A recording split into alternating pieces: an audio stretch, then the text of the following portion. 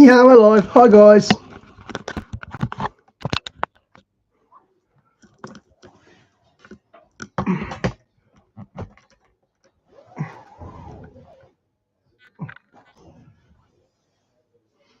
Hacked into NASA. Let's just consider that Gary McKinnon hacked into NASA and found a spreadsheet that listed the names of all of the off-world fleet vessels, along with the names of the respective captains. So that's off-world right there. We're finding out that there's been off-world activity for quite. I checked this out a little bit last night. This looks really interesting. You know, I'm in the Stargate and all that. Sometime the information that I disclosed about South Pole Station and the technologies existing there indicates that there is a capacity for faster than light communications, which would make perfectly good sense. If we had an off-world fleet moving around the cosmos, we would assuredly need at least one way to communicate. Hey, Phil, good to see you, bro. I believe that I provided information to indicate that I found at least two methods for long-range communications into the cosmos.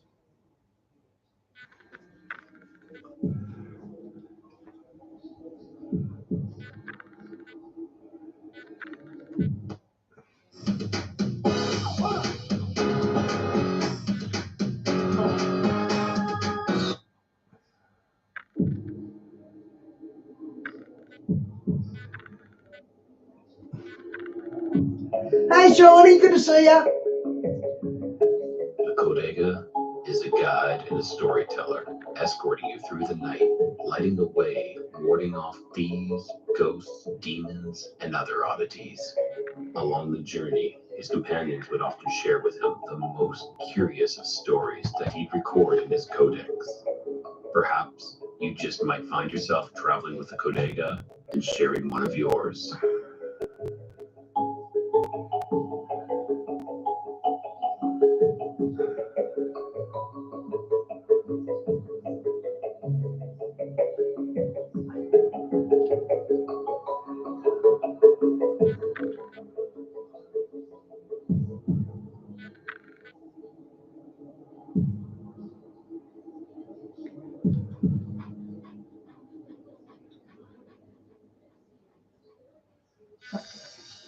Click that like. If you're new here, subscribe and have the bell hit for notifications to stay up to date on all of the new content.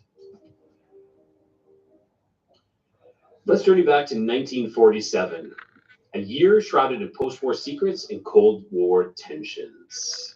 Picture this: Admiral Richard Byrd, a decorated American explorer, leading an armada of 4,000 troops, warships, and aircraft to the icy wilderness of Antarctica. The official story? A simple training exercise. But let's dig a little bit deeper. And that's where you'll find whispers of something far more sinister. A secret mission to uncover hidden Nazi bases, encounters with otherworldly UFOs, or possibly a race to discover a passage beneath the ice that could lead to an ancient hollow realm within the Earth's core. Was Operation High Jump merely an exercise in cold weather survival, or was it a covert operation that unearthed a secret? Diane, they had on our news this morning, I think it was Florida, getting hit by a hurricane and the surf's washing up onto the streets. It made our news this morning. Pretty sure it was Florida. It's too dangerous to reveal.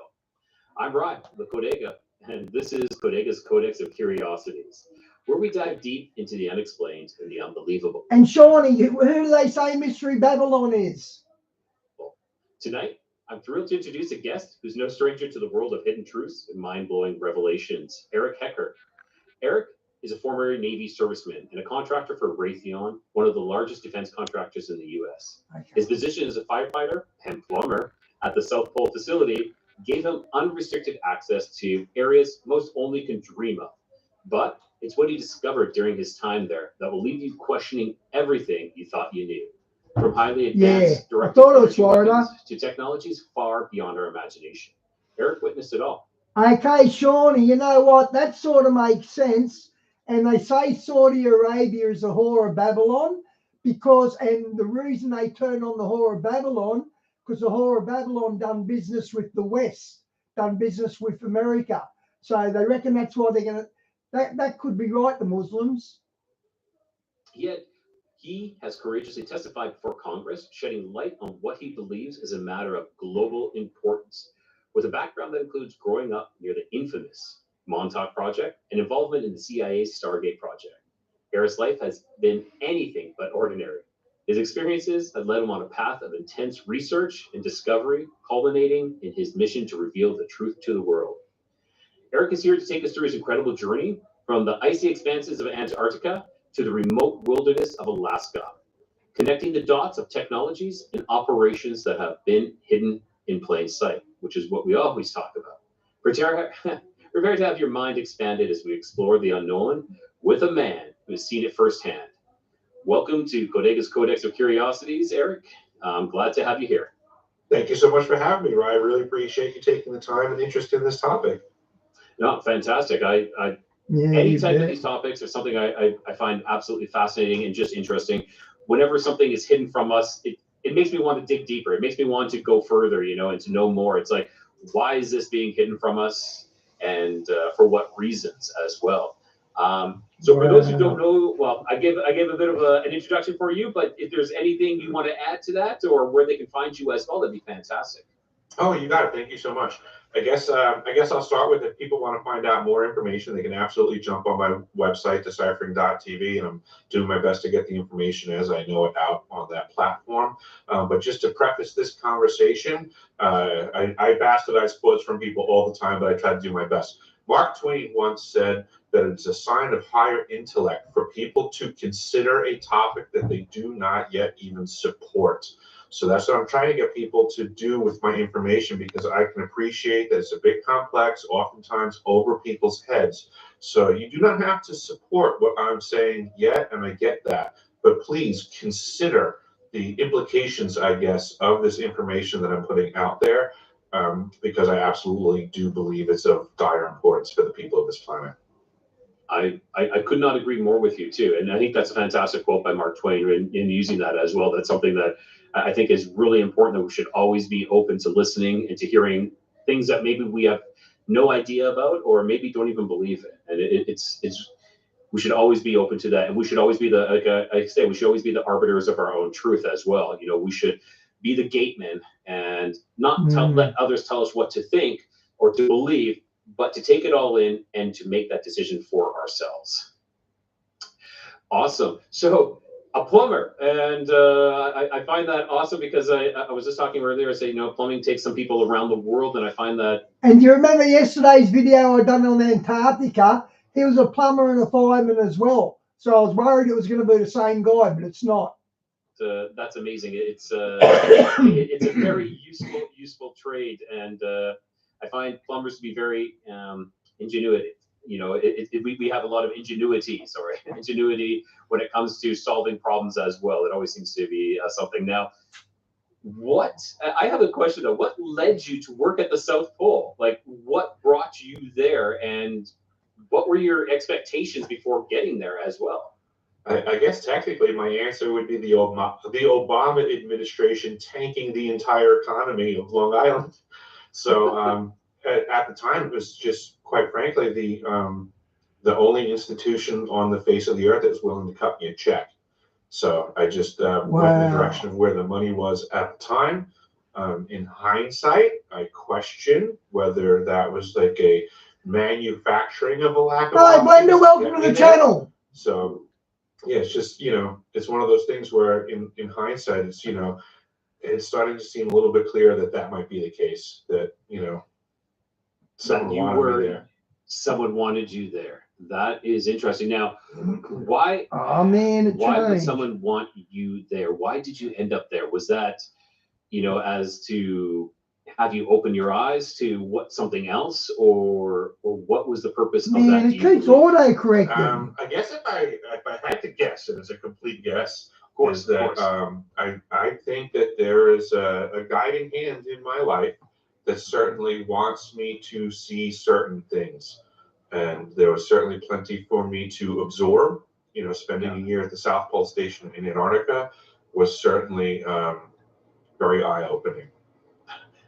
I could only imagine. Now, when you were there, when did things start seem or feel to be a little bit different? You know, when was it that you realized that, like, of course you're not in Kansas anymore, but when was it that things started happening, or you started seeing things that were out of the ordinary? That Okay, good question. I like this guy's interview.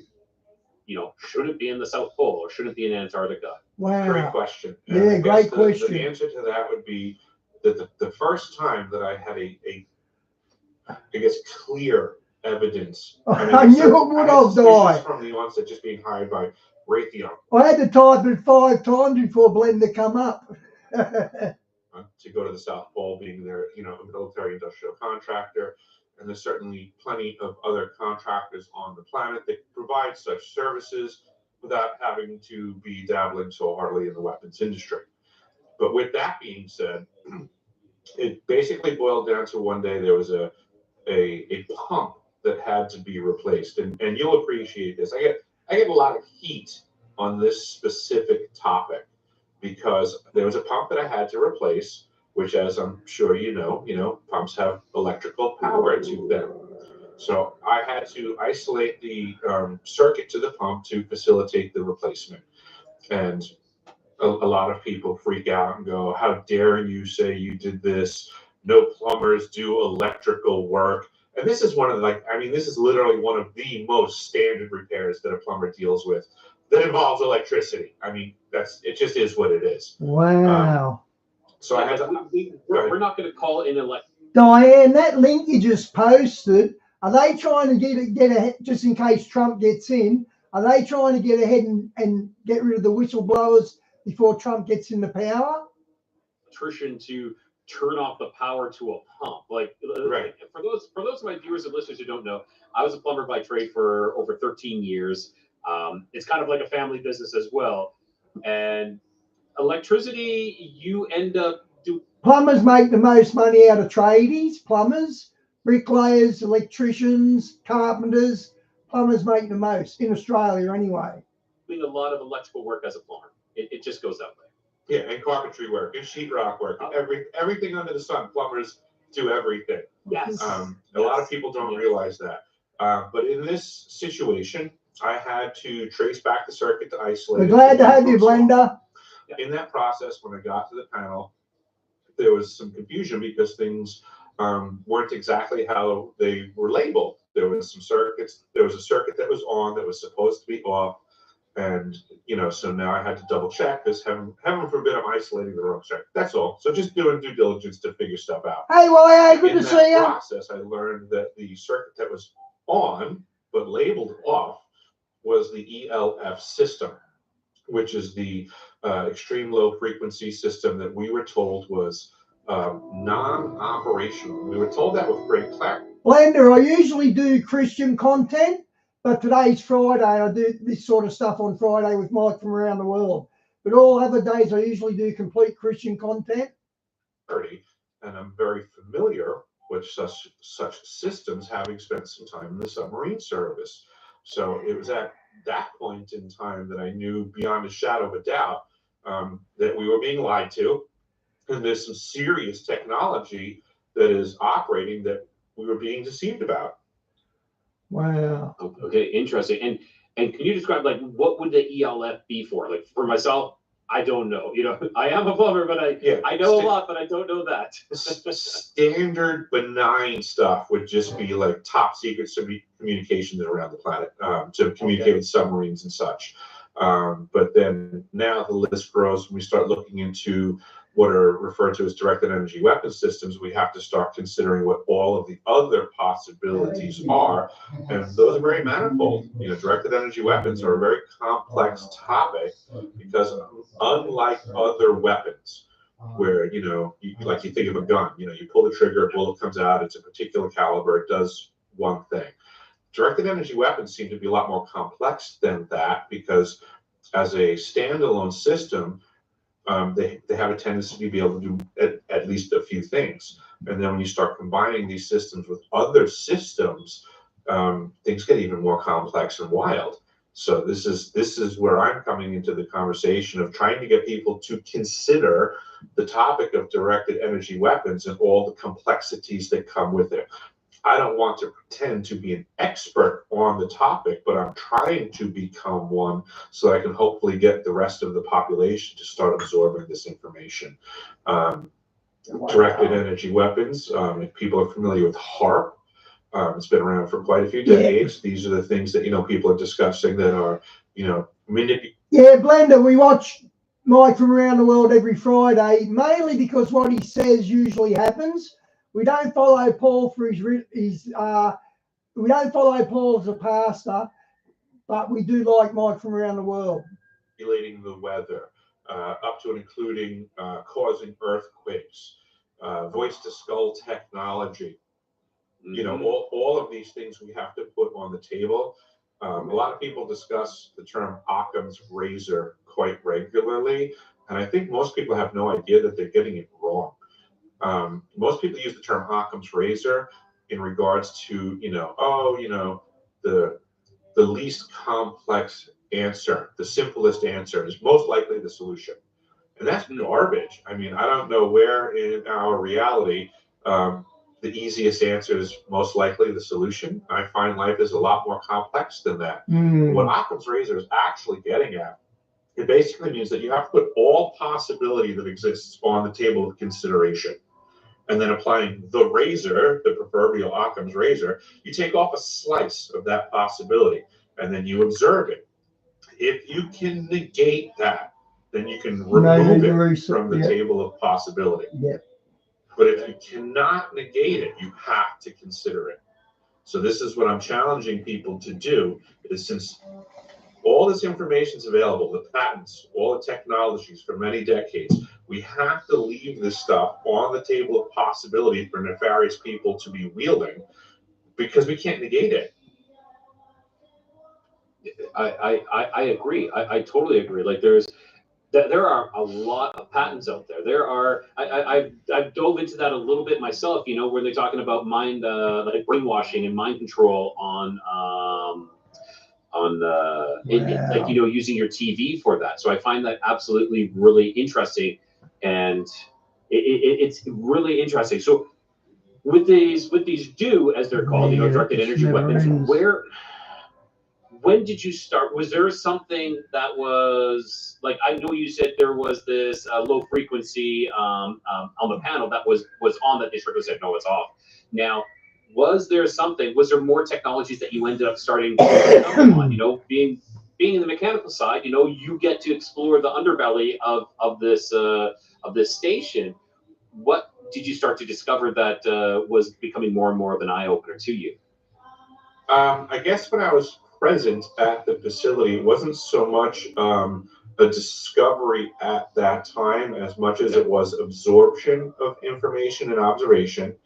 And then through the years after my time at South Pole Station would be more when I started to connect the dots and figure out what had actually transpired and what was going on. So yeah, it's taken quite a bit to get through this, and I would accredit that to the wonderful function of a secreting tactic known as compartmentalization of information. It is such a profound and prevalent tactic through these factions. And Blender, good to see you got wisdom. We don't like Paul because he's always after money. He always plugs and tries for money. He never stops. And he gave the Pope a rap. He said the Pope was a good bloke once. So that's enough for me. It's very challenging to get people to have an appreciation of how this works, but it just is what it is. Everybody thinks that there's no such thing as a conspiracy, but then why would we have such a word in the dictionary? True. I mean, there's a reason we have this word. And it's obvious that if people weren't conspiring, the world would be amazing and everybody would know what's going on. But since the world isn't amazing and nobody seems to know what the hell is going on, I mean, to me, that's the nation of this planet. I could not agree more. You know, there's and that's why we are here, because there's too many loose ends, you know, and this oh my gosh, compartmentalization, you know, is so evident, and people don't understand. They're like, well, there's too many people. How would they would know that this is? I'm like, if we go back to the Manhattan Project, I believe there was over 100,000 people that worked on that, and only more. It was so only like a couple of them knew what it was actually for. And the Soviet side of that program in the same time period had entire cities that were secreted away, and people didn't know. Yeah, I mean, just that statement itself can't be proven. You know, the people that say, "Oh, if that was going on and all these people knew, that we would know," that statement can't be proven. The history has shown that statement to be erroneous. Yes, I agree. You know, lack of evidence is not, not proof that it doesn't exist. It's also, it's just proof that there's lack of evidence. It doesn't mean that it's not there. Yeah, the F-117 stealth fighter has been operational since the 1970s. That means a lot of people knew about it, but it was secreted away until the first Gulf War, when the general public became aware of it, and that was in what, the 1990s? Yeah. So we had decades of tons of people that knew, but compartmentalization of information and a need-to-know basis kept the general population in the dark. So I mean, how many decades were people saying that they observed UFO activity, but it was just simply an F-117? That is a fantastic example, and I still refer to the UFO because it is still an unidentified flying object, but there's credence to that that it's ours, like totally. it is the U.S. government. So, like people are seeing UFOs, but it's not otherworldly. Yeah. It's your government's, classified. That's what I'm coming to realize. And in the circles that I run in, I find the people that are more believable are of that opinion, and the people that are of the other opinion are simply fags that are just trying to, protect themselves from the activities that they've been involved in for the last 4 or 5 decades. I'm not against the idea that there is some either, let's just say off-world species, in-world species with high technology that, maybe up to and including abductions, that type of stuff. I mean, I'm not opposed to the possibility because we can't negate it. Yes. But I believe what the statistics are showing us that people need to consider is that the vast majority of observations, interactions, technologies, whatever you want to call it, the vast majority of them are man-made. Yeah. They've been around for a while, and these factions have simply just monopolized this technology for their own benefit. And the plausible deniability that they benefit from is by keeping people in the dark and thoroughly convincing them that it's, some other off-world activity that they have no idea if that could be true or not. And like, as if they're going to start looking into it now. See, as soon as you mention Paul singing, Shawnee's sound goes out. I think that's a hint, guys. Yeah. Do you think parameters? That's a diversion? I know it's a diversion. These people basically came out of the woodwork really hard after my June 2023 testimony in Washington, D.C. and with Dr. Greer's Disclosure 2.0 event, because we were basically coming out hammering down. I'm the only one that likes Paul singing. I'm saying, this is us. We're the one. Yeah, Blender, Shawnee rebooted so she can hear us now. Thanks. There are rogue factions, at the very least, within the United States government that are operating without oversight from the American government and therefore the American people. And it's to the benefit of these people to keep confusing everybody on the statistics, to make them think that it's something else, not us. This is to their benefit, because simply just flipping that switch changes this whole conversation. If the factions came out and admitted to possessing these technologies for the last 4 or 5 decades, who's liable? How upset would the mob be knowing that, we've had Shawnee, that says it all then, doesn't it? technology available that would have freed the world from the problems of energy. And just even on the simpler side, right? Here's one of the main reasons that we don't get rapid travel, because they want you to stay in your house and pay a mortgage. They don't want you to know that you can go to Paris for dinner and be home before bedtime.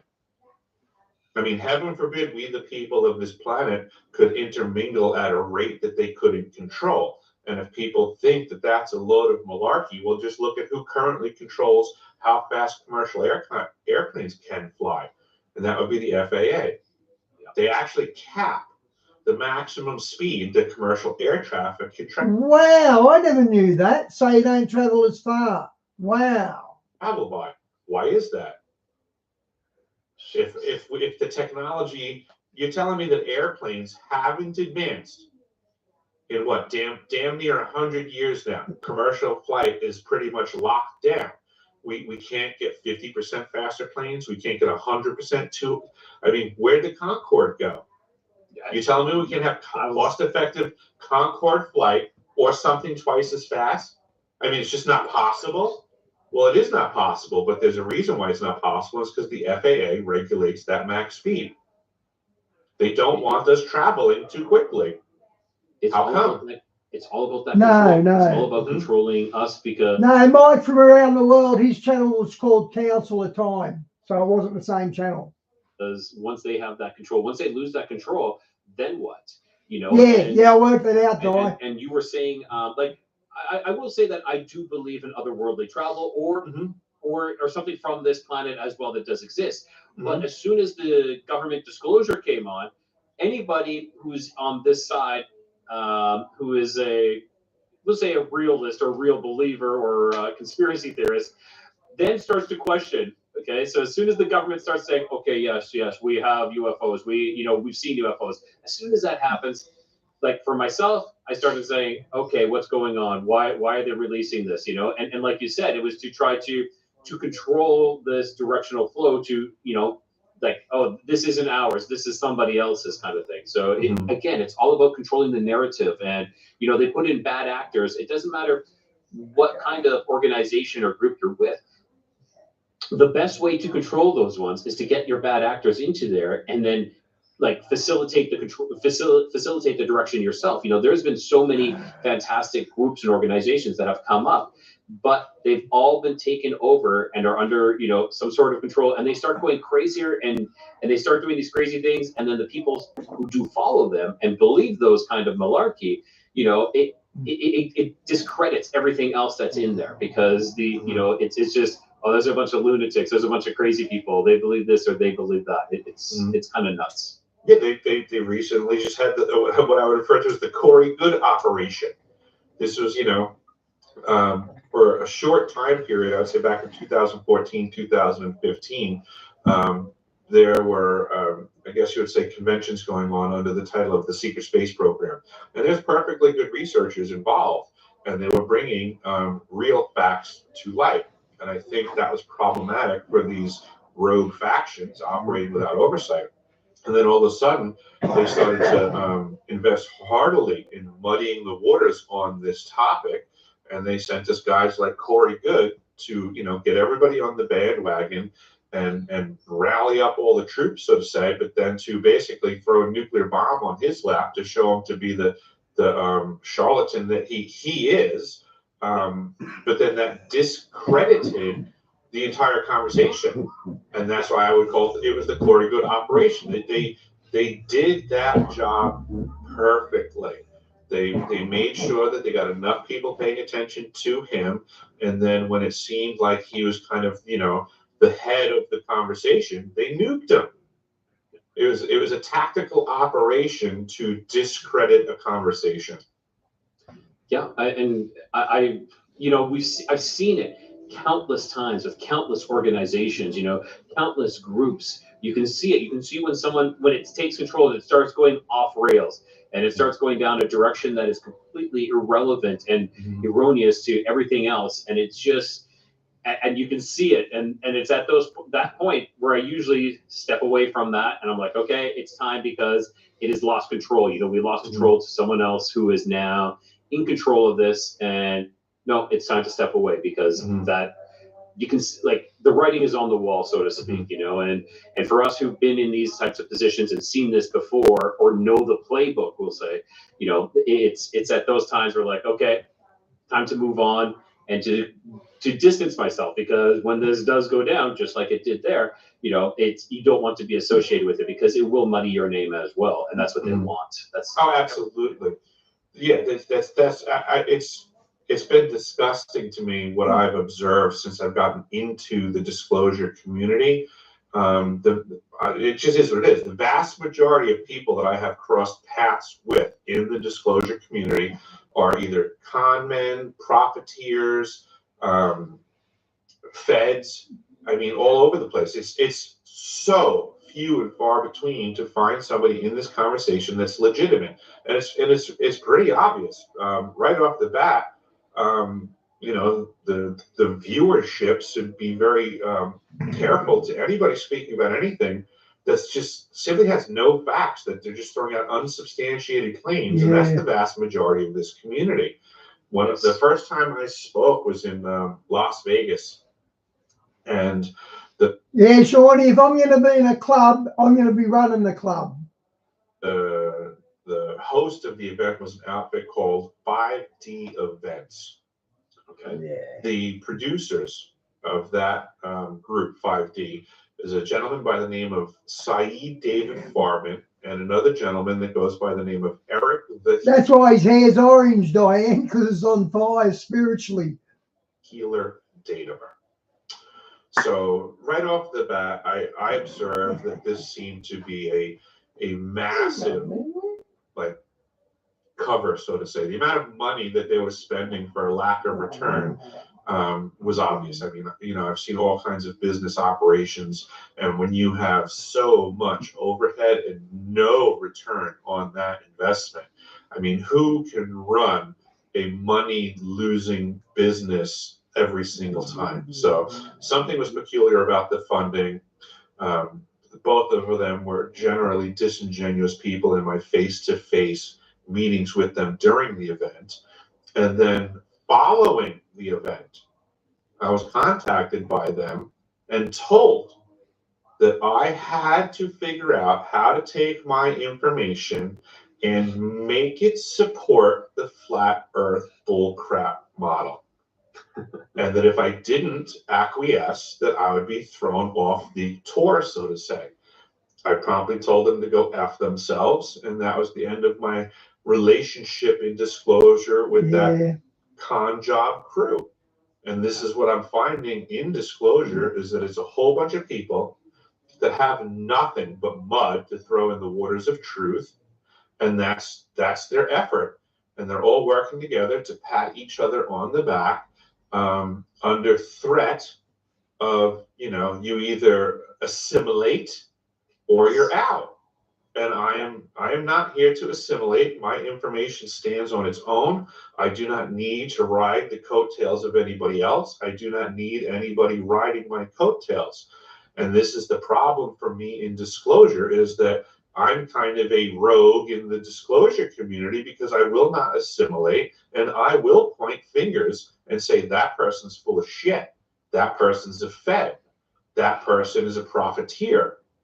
And because all of them seem to be in one of these activities, I'm persona non grata. But in reality, there's nothing any of them can do to discount any of the information that I have put forth. The only thing they can do is just try to ignore it.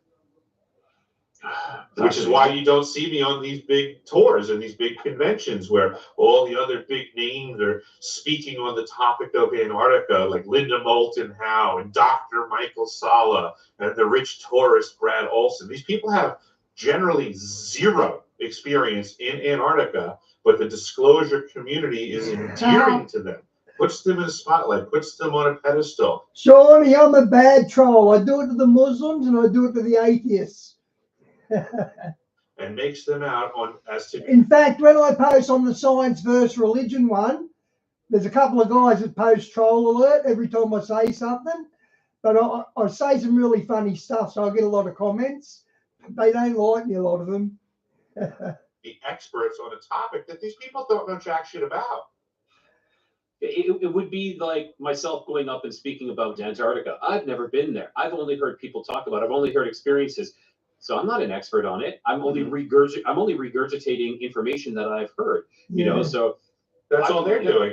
Yeah, well, I need to get in there. You know. Yeah, that's all they're doing, and this is a problem. And I challenge the community to stop voting with your dollar, so to say, in this direction. The fact that the community keeps funding these people is why they keep getting it. You know, you can appreciate as a plumber, right? When I was doing residential service calls, you know, you go to somebody's house and, you know, you give them a price to do a repair, and the inevitable question pops up immediately. Can you do it cheaper? Yeah. Right? Well, yeah, always. You can always ask for it cheaper. How come people never ask, can I give you more money to do a better job? No one ever asks that. It's so true. Right? But I would always say to the customers, I would say, well, I'm sure somebody can do it cheaper. It won't be me. I said, but if it turns out you can find somebody to do it cheaper, which I'm sure you will, by all means. I said, but remember what you're asking for, because if people continually ask, can you get it done cheaper? Yeah. You're just going to reduce the value of the trade that you're asking for. And this is basically what's going on in the disclosure community, is people keep paying for shit intel. So they're going to keep getting it. It's just regurgitation of the same thing over and over again, and people are paying for it to hear the same stories over and over again. Yeah. And what is so? I was going to. I mentioned Corey Good before. I watched a bit of Corey Good. I wondered if he was telling the truth. Say, you know, I applaud you for calling people up, because I find it refreshing, because too many times people will, you know, not say anything, but they'll be like, oh yeah, I don't really, that guy doesn't know anything, you know. But to actually stand up and say, no, you're full of shit. I think we'll accomplish more in the truth community by focusing our energies on targeting the liars. Because there's way too many people on the banks of the river of truth throwing mud in the water. It's way harder to get the mud out of the waters of truth than it would be if we simply prevented the people from throwing the mud in. And people need to grow a set of balls and start to at least have a conversation on this. I have people that I think are full of crap. I'm sure you have people that you think are full of crap. We have all these fanboys running around that have an over appreciation of the con men, and it's, you know, because everybody's too scared to point fingers. Oh, well, that's the guy that I like, and everybody's too endeared for no reason, because in reality, I'm not seeing anybody with any proof for anything that they're saying. Yeah. And I think people need to be really terrified at the amount of crap that's being muddied in the waters. So we should all, I mean, at the very least, we should be open to this conversation. I might be wrong about someone else might be wrong about someone else, but if we never address the topic, if we never put this on the table for consideration, it will remain. I agree. Like, so my show is, I talk about everything from UFOs to Bigfoot to cryptids, everything. Mm-hmm. And I've always said, the biggest detriment to this is the hoaxers, is the liars, the grifters, you know, those ones, like the skeptics. Everybody can be a skeptic. That's fine. You know, like the deniers, that's fine. It's the ones who create these hoaxes, and they make us lose face. You know, it's exactly like them bringing in the bad actors as well. It's identical. Like that. Those two things are identical and huge detriments to us. You know, to us discovering the truth, and that is the key. Is that we are all after the truth.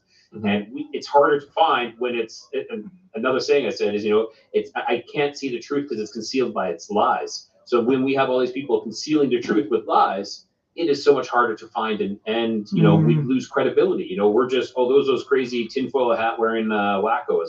No, we're not. We have a lot of, you know, we do have the facts, we do have proof, but we have to wade through the pool of bullshit to get that out, you know, and all the hoaxes.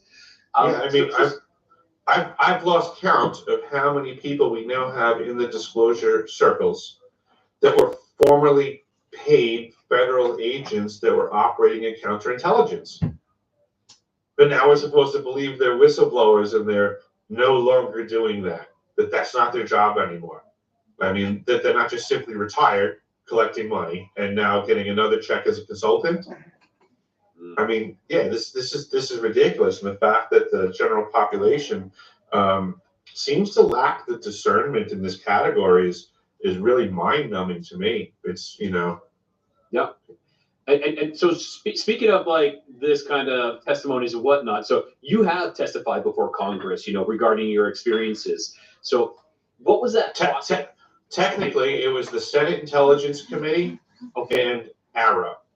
An ARROW. Okay. Now they did tell me that my information was going to be expedited to Congress and put in the National Archives, but just, you know, for semantics here, it was I testified at the Hart Building, which is the Senate building, and then I testified at an undisclosed location for AARO, AARO. Okay, what is AARO? Personally, I don't. That was that new faction that was set up to, I guess you would say, invest. I think it was the all anonymous research organization or something like that. It was a department of the U.S. government that was put up basically to be an open door for all folks to come in and share their information in regards to what they witnessed in the projects. Okay, so when you brought this information forward, you brought it about the directed, I'm assuming directed energy weapons and other, you know, other things of the sort. You know, how did it feel to sit there and tell these truths? You know, what was that like for you? It felt great, actually, from my perspective. It was a breath of fresh air to have my information all on the ears of folks. That's that young black guy, isn't it, Diane? That A, understood what I was presenting, B, respected my efforts, and then C, were extremely gracious when we had wrapped everything up. They were, I mean, in many ways, they were floored at what I was presenting to them. And I can't quite tell if they were floored because I had figured it out or floored because it was news to them. But either way, they understood what I was getting at. And then the long and short of it was, you know, after I presented them my testimony, my corroborating documentation, the conversation rapidly went to us all having an understanding that there are apparently rogue factions that have been operating. Yeah, Blender, it's too late for anyone to be great again. No country's going to be great again. It's too late for all that. We're heading times of judgment. In the shadows for so long that I mean, nobody really seems to know what to do about it. That, you know, where do we even begin to reel this activity in? And I guess this is phase one of trying to reel them in, is first getting more parties aware that the activity exists. That's pretty heavy. Interesting. And so these rogue factions, when you talk about them, are they operating in the interest of the government or the interest of corporations, or what? Who, if you have any idea, who are they operating in the interest of? Themselves would be the only thing we know right now. Is it's not in the interests of the people that got them there. That this now seems to be some sort of technocracy. That there's a monopoly on technology that people are profiteering from. Yeah. And it appears to be both on and off the planet. Okay. That opens up a whole new line of questions that I wasn't prepared yet for, but I find that really, really interesting. So before I get into those kind of questions, I would like to know, like, so So you grew up near the Montauk. So I'm just going to go back to. I'm going to take this to a different direction. So you grew up near the Montauk Project. You know, did you have any idea or any involvement with the Montauk Project, or have you learned anything from that? You know, in any of your studies or experience or anything like that? It does appear that I've had some involvement, and this is part of me, you know, what I call deciphering my experience. Okay. It's from my childhood, so it's very hard to make any, I guess you'd say, provable connections. You know, there's stuff that I know, and there's stuff that I can prove. More of this stuff is in the arena of stuff that I know, and I'm trying to do due diligence to bring it to light in a way that's more provable. It's very challenging taking a time period of my life when all of the adults involved were A, lying, and B, abusing me. So it's, you know, how do you prove that now to other good intentioned adults? And all I can say is that I'm working on it. You know, we're starting to learn who these parties are. We're starting to learn that there's some cracks in the dam on these programs and how they were functioning with the children. And I would simply say my interest in this topic has a lot to do with the fact that it seems that these programs are still wholly operational. So I do challenge all parents out there to pay way more attention to whom you discharge your children to every single day, because there is a lot of nefarious activity going on, and you'd be really surprised where it rears its ugly head. Myself personally, when I was a child, I was involved in what's commonly referred to as the TAG program or the GATE program, which would have me withdrawn from the general population of the classroom and brought to the library in my grammar school, where we were being taught and used in the practical application of the Robert Monroe Institute's remote viewing protocols. That operation is often referred to as the STARGATE program or the STARGATE project. And in my connection to that, I am discovering that there appears to be MK Ultra type practices being involved, and also Montauk Project associations. But these are things that I'm working on, getting more. No wonder the United Nations is calling for the war to end in the Gaza Strip, because they don't want to find tunnels everywhere. That's pretty heavy. Clarity and evidence too, because my memories are certainly not sufficient evidence for folks, and I can get that, but it doesn't change the path that I've walked. It doesn't change the experiences that I hold. It's just very challenging to bring light to this topic, and I think that's how these programs function too. Is that, you know, for many years I just had a whole bunch of memories that made little to no sense, and I think these programs are aware of that. There's something people refer to as dissociative identity disorder, and I prefer that so they call it DID.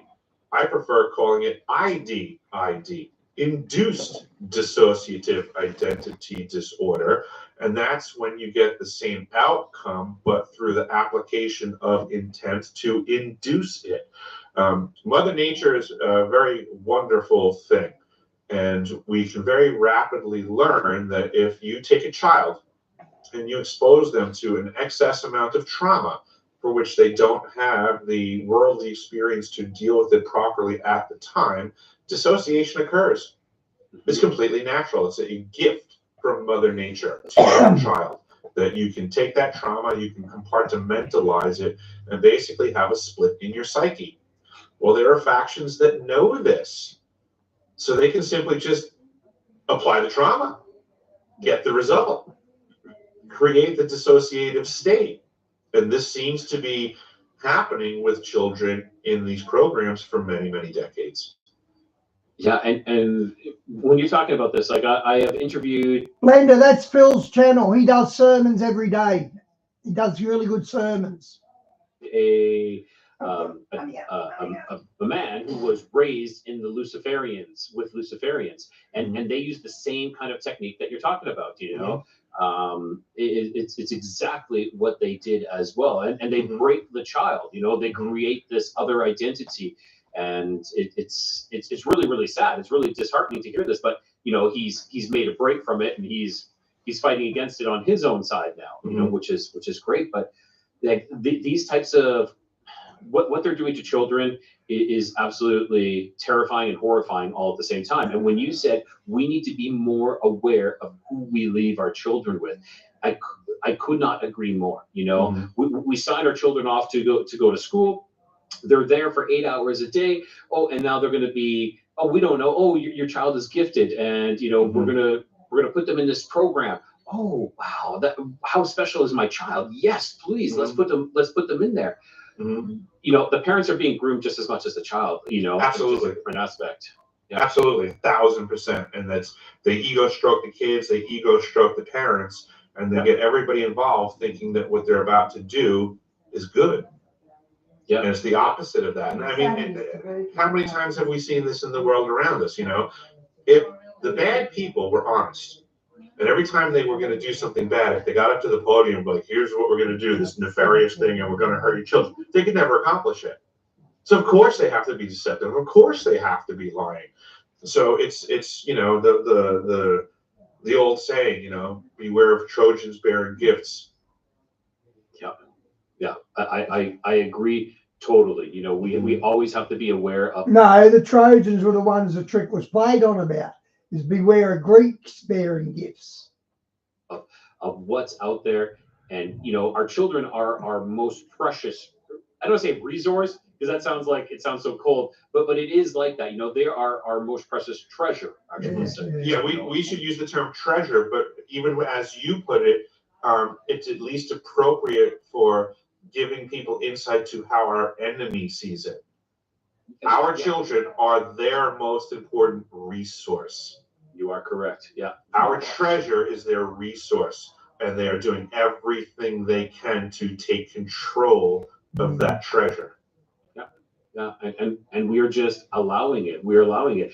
And sometimes, I'm sure some of these programs meant well. I'm sure some of these programs did mean well, but like I said, everything has been taken over by bad actors and completely, you know, it's been corrupted from the inside and taken in another direction. You know, like fair enough. These good thoughts or these good things.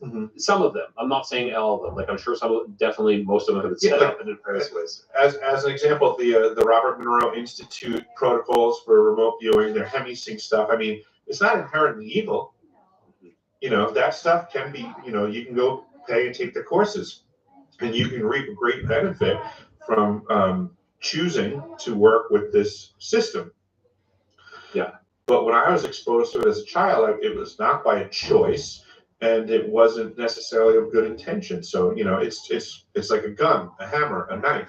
You know, it can be used for good, it can be used for bad. It all depends on the person wielding it. I just happened to be caught up by a faction that was wielding it for nefarious activities and just in a very deceptive way. And that's terrible. And like you said, you know, trying to explain that, trying to tell people your truth, you know, with only your, and I don't mean this in a bad way, like your anecdotal evidence, it's difficult. Like what evidence can you have? You know, it's well, that sounds crazy. I think you're messed up, or I don't believe it because that's too crazy.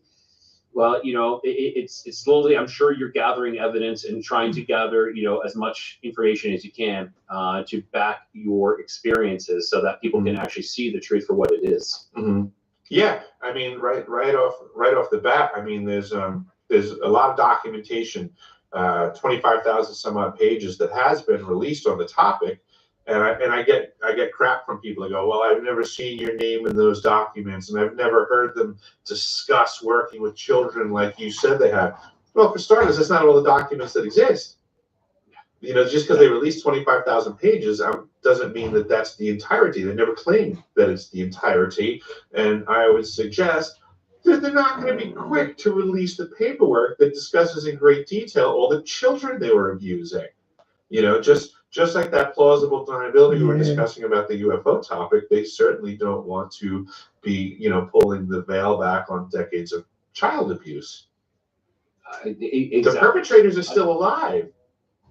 Exactly. That is a whole other thing, and it's like, and giving 25,000 pages is like a breadcrumb. It's a breadcrumb, and people are satisfied with it. It's the same thing with like Nuremberg. The Nuremberg trials, they executed some Nazis, but it was only a handful. The rest, what happened? Oh, Operation Paperclip. We're going to hide them and push them somewhere else. But people will be appeased because we did this here, and they will be so distracted and think that, yay, we did it. We finished this. And in fact, it's completely underhanded what really went on. One of the documents that I did come across in those 25,000 pages, one of the documents was actually, and I have it available in the archives on my website at deciphering.tv. It is called the Stargate Authorization Form. So this is legalese, right? This is the divining rod applied to who could be used in the program. It states very clearly that there are parameters for those that are knowingly involved in the program, and there are parameters for those that are unknowingly involved in the program. It gives limitations in regards to what type of prisoners could be utilized. It states with clarity how someone can be too old to be in the program. Yeah. But missing in any of the vernacular on the form is anything that states that there is a limit to how young an unknowing participant can be. Wow. So if somebody was working in one of these programs and posed the question, are we allowed to work on children unknowingly? Somebody could read that and answer, well, it doesn't say we can't. The gray area. We operate in this is how legal documents are written, and this is how plausible deniability can be manufactured. Okay, Di, thanks. Yeah. Does that prove that children were being experimented on? Well, no, it doesn't prove it. But it doesn't disprove it either. It proves they could have been. Yeah. Because the document tolerates it. Wow. Jeez. 100 earthquakes died. What we're Wow. up against and what we're dealing with is this types of, these organizations and these types of wording, because wording is huge, it's very, very important. And, they know what they're doing with those documents, with what they released. But you said that there was no documentation saying how young, or they know exactly why they didn't put that in there. It's like you said, plausible deniability, of course. Now, this I know we're getting closer to end of this. This has gone by a lot faster than I expected.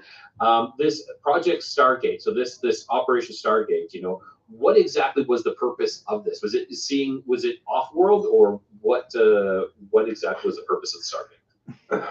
I think what winds up happening when you get into this topic, it becomes a conversation that is, I guess, just simply put, beyond the limits of time and space. And I think that's exactly what they were looking to do, was to learn to work with the enigma of consciousness. Okay. That what's going on in remote viewing is wild. I mean, when you're remote viewing, you are effectively rapidly exiting the boundaries of time and space, and you are functioning with consciousness in a way that most people would never believe functions.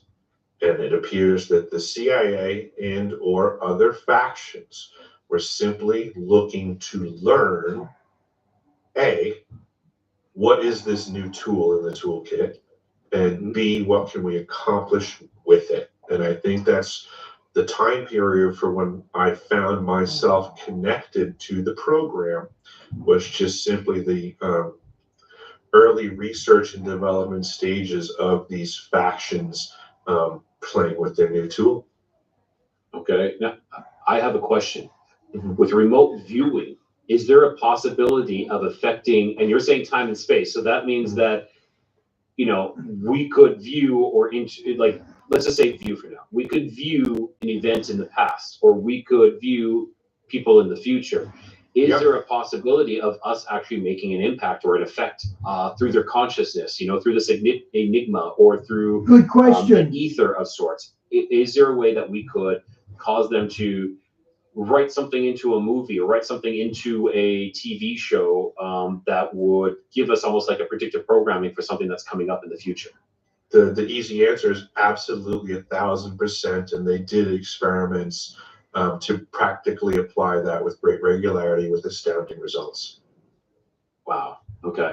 I interviewed someone who studies like, you know, like strange occurrences or predictive programming in movies, and he was saying that they're tapping into the ether, like for The Simpsons, making predictions about the futures, because we all know that Simpsons has a, you know, they're very uncanny. spot on with some predictions with the very future. uncanny. And he's saying that they're tapping into the ether, this collective consciousness that is beyond space and time. And if someone is accessing that from right now, someone from now who has the knowledge of what is going on now, they're instituting that. Well, it should always be there, but they're kind of like they're instituting it. Maybe they're viewing someone else who is then receiving that a download of sorts, you know, if you want to call it that. I'm not a fan of saying that word download. I don't know. For me, it's yeah. A lot of the problem with these conversations is we have a lack of vocabulary to harbor good understanding in conversation. But yes, it's challenging when we don't have the words for these ideas, concepts, and practical realities that we're just at a loss for. But this is, you know, where we need to, you know, begin creating this vocabulary and seeding this aspect of reality into the conversation of the general population, because there are folks that do know and have been functioning it for decades, and it's to our detriment, because it turns out that these are very, I guess you'd say, powerful aspects of reality that are also being monopolized. Yep. Super interesting. I feel like I talked to you, Eric, for quite a while. Like, I find this is a very intriguing conversation. And just a couple things before we head out. Now, you said off-world. What are you implying by off-world when you said that? I like the term breakaway civilization. Yeah. So off-world, in regards to other information that's been publicly disclosed in conjunction with the information I've disclosed.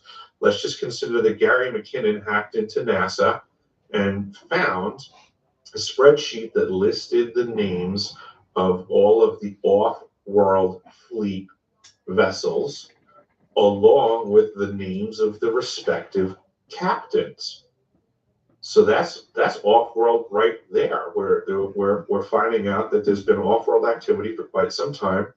The information that I disclosed about the South Pole Station and the technologies existing there indicates that there is a capacity for faster than light communications, which would make perfectly good sense. If we had an off-world fleet moving around the cosmos, we would assuredly need at least one way to communicate with them. And I believe that I provided information to indicate that I found at least two methods for long-range communications into the cosmos. Diane wants to hear Paul sing, I think.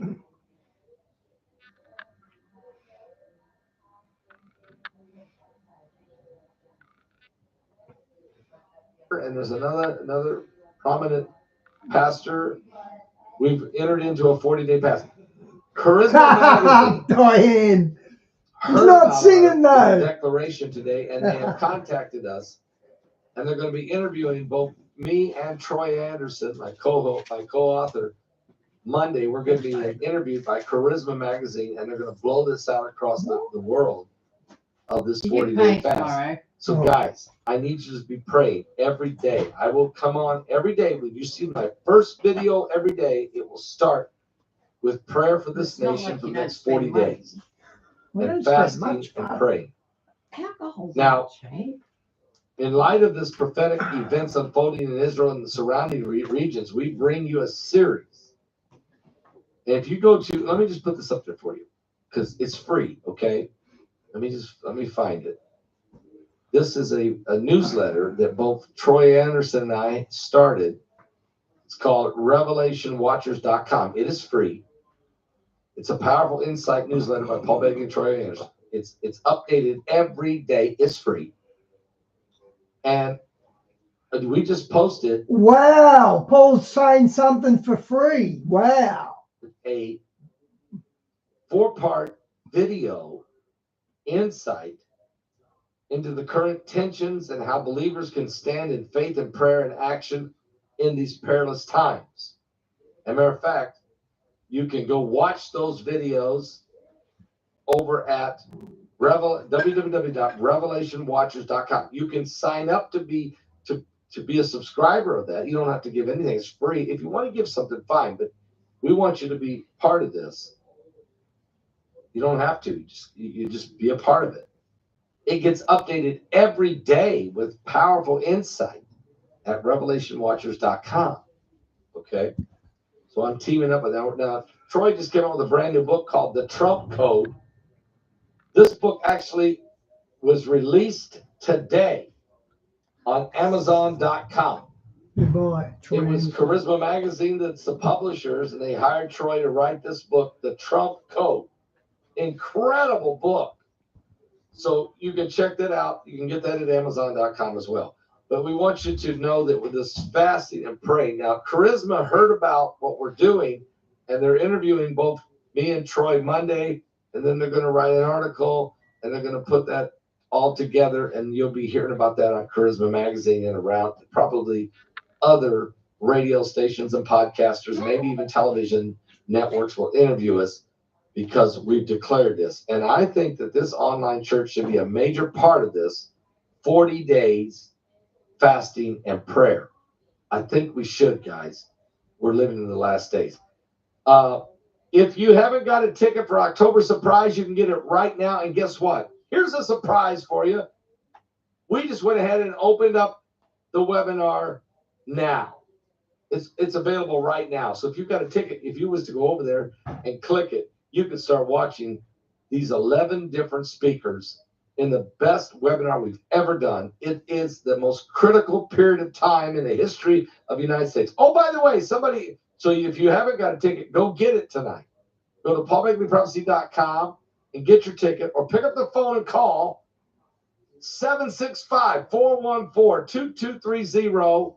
Pick up the phone and call 765-414-2230 and get let us help you get your ticket.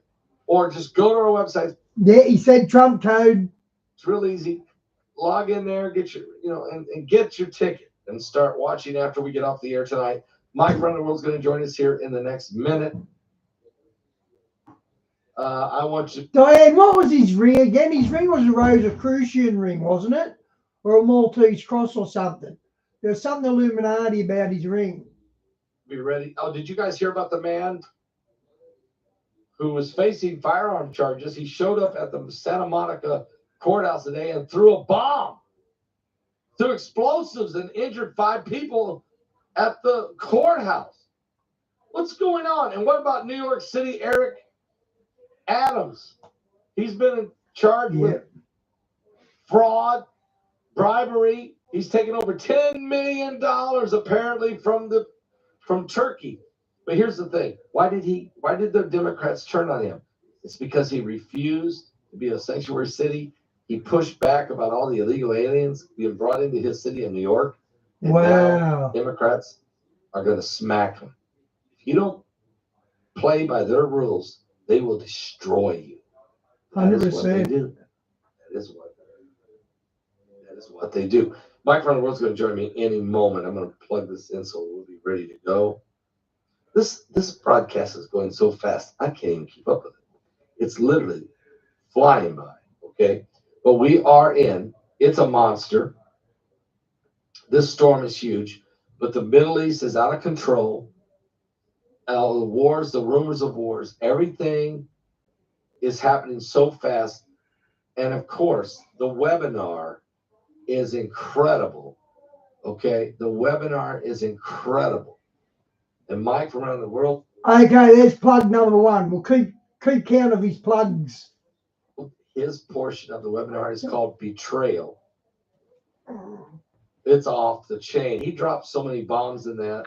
But I wonder what he's going to do tonight. I mean, what is he going to tell us tonight? What other revelations? What other information? Behind me, you can see the bombs in Lebanon. What? I mean, Israel has hit Lebanon with 2,000 airstrikes from their airplanes.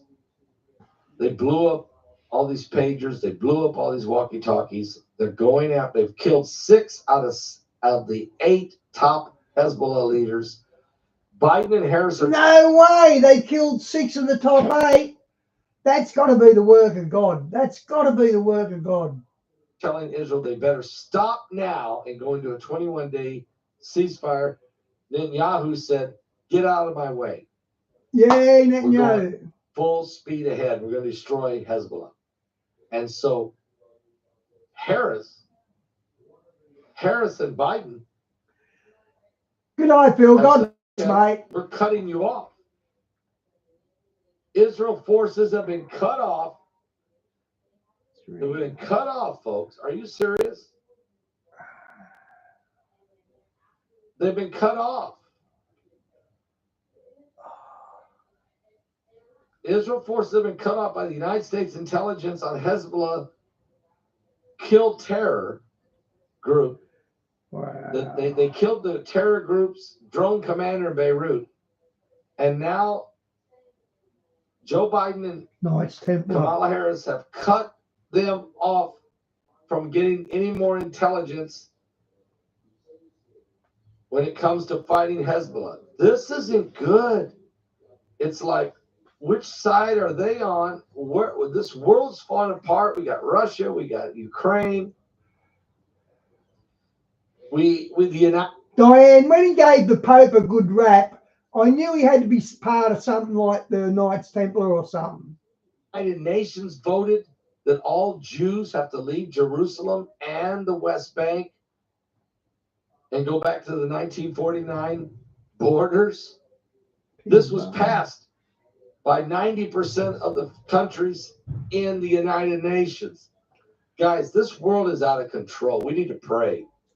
And I'm happy to say Australia abstained from that vote. We should have said no, but we abstained from it. So that was better than saying yes. Join us right now. Okay, that's weird. Mike, are you there? That was real weird. I'm pushing the button for him to come online. And then it wouldn't let him do it. Mike, are you there? Mike from around the world. All right, I'm right here. I'm sorry. Right here. I was trying to get you, and my phone wouldn't let me connect you. I can imagine. Well, you know, Mike, we were recording you earlier this week for the webinar. Good night, Blando. It's good to have you here. October surprise, and about middle of our interview, you got into some areas where, boom, they shut us down. They did. That was a real shutdown, too. Yeah. Did we go somewhere we're not supposed to go? Is that what happened? Yeah, we did. You know what? I think we began to talk about technology. We were talking about technology, and poof. Yeah. Okay. Mike, how you doing tonight? Good. I'm doing good. I'll be glad when this hurricane is gone, but I'm doing good. I will too. Believe me, I will too. And I'm praying that I don't lose any power. This thing is about 120 miles north of me. It's gonna make landfall maybe within the hour or so. Yeah. It's Cat 4. It might be a Cat 5, Mike, by the time it hits. It's a monster. Yeah, it is. Yeah. Mike, matter of fact, I'll just give you this statistic. I've been keeping kind of eyes on it. Let me just tell you how many people have already without power. It is right now 754,000 homes in Florida without power, 30,500 in Georgia, 5,000 in South Carolina, 12,000 in North Carolina, and this thing hasn't even hit landfall. Is this? Wow. This is a monster. It's 530 miles wide. They say it's the widest, the biggest, largest hurricane in over 100 years. It ain't Cat 5 yet. It might end up being that, but this is a monster. Yeah, it is. I was doing some overlays with Katrina, and at first, I thought Katrina had it, but it totally surpassed Katrina. Some of the pressure indications are giving us a preview that this thing is going to speed up. That's one blessing. It will speed up as far as its travels, but that means it's going to be a wind maker, right? A lot of people are going to have to deal with high winds, and my goodness, it's not a good situation. No. And isn't it strange, Mike, that this is happening at the same time that at the United Nations, the United States, now the United States did not vote to force Jews to leave Jerusalem and the West Bank. We voted. We were one of the 14 nations that said no. But 146 nations voted Jews need to flee. They need to leave Jerusalem and all of Samaria, which is what the Bible says will happen. Yep. They voted for that. It's not binding, but what do you think? Do you think that this is just the beginning of this? Yep. I do. I think the entire atmosphere is this war atmosphere. Okay, well, good night. Quick. God bless. I think it's changing quick, and I find it highly interesting that there are pressure spots in the Midwest and the West Coast that will not allow this hurricane to. It's created a highway for this hurricane, right? And it won't allow the hurricane to go anywhere but up. I just find that highly interesting. What do you mean by that? Well, it's right now you have 5 high pressure systems that have formed. Okay, they've been pretty stationary this entire time. It's like they're guarding the Midwest and the West Coast from any any formation of any large storms right now. It will not. That's why this hurricane has been stalled so much in the modeling. Keeps kicking this hurricane over to the east. It's because of these high pressure systems are not moving.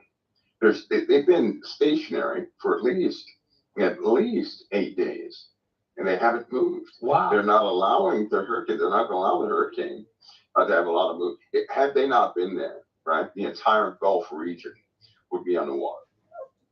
Why? The entire Gulf region would be underwater. So you're saying the high pressure systems that are up there, like Nebraska or up in the Great Lakes, are preventing this thing from really being because low pressure is where you get that feeds the hurricanes, right?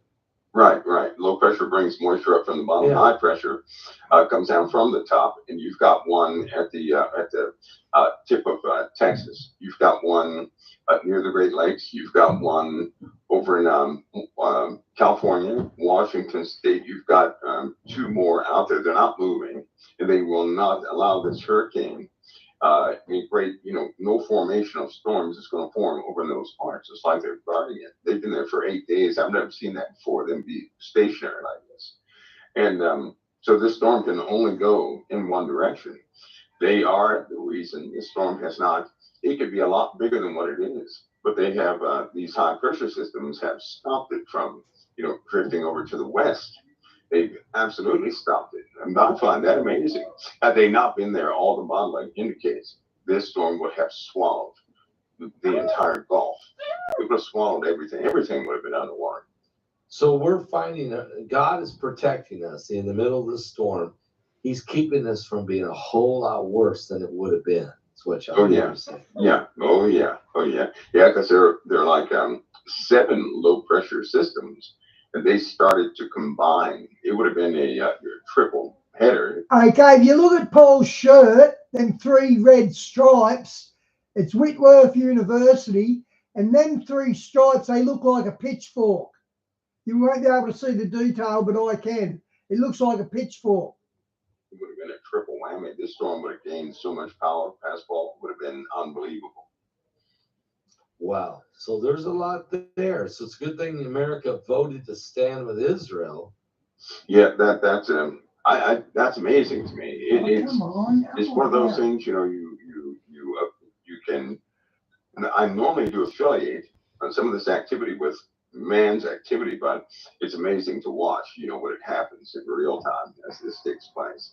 It's still going to be a doozy. Yeah. But I strongly believe that, you know, sometimes the Father will give a warning, and when people act accordingly, there's no need for no need to press any further. Things will dissipate. I believe this storm is you know, it's given a precaution to those who need it, and it's really changing things. You know, but often these storms will give us a new attitude. They do. They give humanity a new attitude. And this time that we live in now, Pastor, I cannot help but to. It is funny. I heard you called for a fast. Amen. And for at least the last 4 days, it's almost like every time in prayer, it's like the same message keeps coming back. Wow. Moving from the tail to the head. Oh, I like that. I People who believe in Christ, it's almost like they've been in a profound function for the world, right? But it's been this hidden function. But now they're moving from the tail to the head. Man, that's good. So God is moving. You know, this fast, 40 days starting today. And so the first video I do every day is going to be started with prayer, and the fast and prayer. And I'm asking everyone to join me, Troy Anderson. And then Charisma Magazine heard about it. And so they want to interview both Troy and I on Monday morning. And then they're going to write an article about it. And that will help, because that will get out to a lot of people. But I think what's really neat about it is the Bible says, and it's based on Second Chronicles 7:14. If my people that are called by my name would humble themselves and pray, seek my face, and turn from their wicked ways. God said, I will hear from heaven, I'll forgive the sin, and I will heal the land. You know, we're the only ones, Mike, don't you agree, that we're the only ones, Christians, that have the power to help change the atmosphere in a nation? The only ones. Yep, the only ones. Nobody else can go boldly to the throne of grace to find help in a time of need except God's people. So it's you know, there it is again, moving from the tail, this hidden function to a very visible function. And I believe in the outcome of faith. I do. The outcome of faith is an unfailing thing.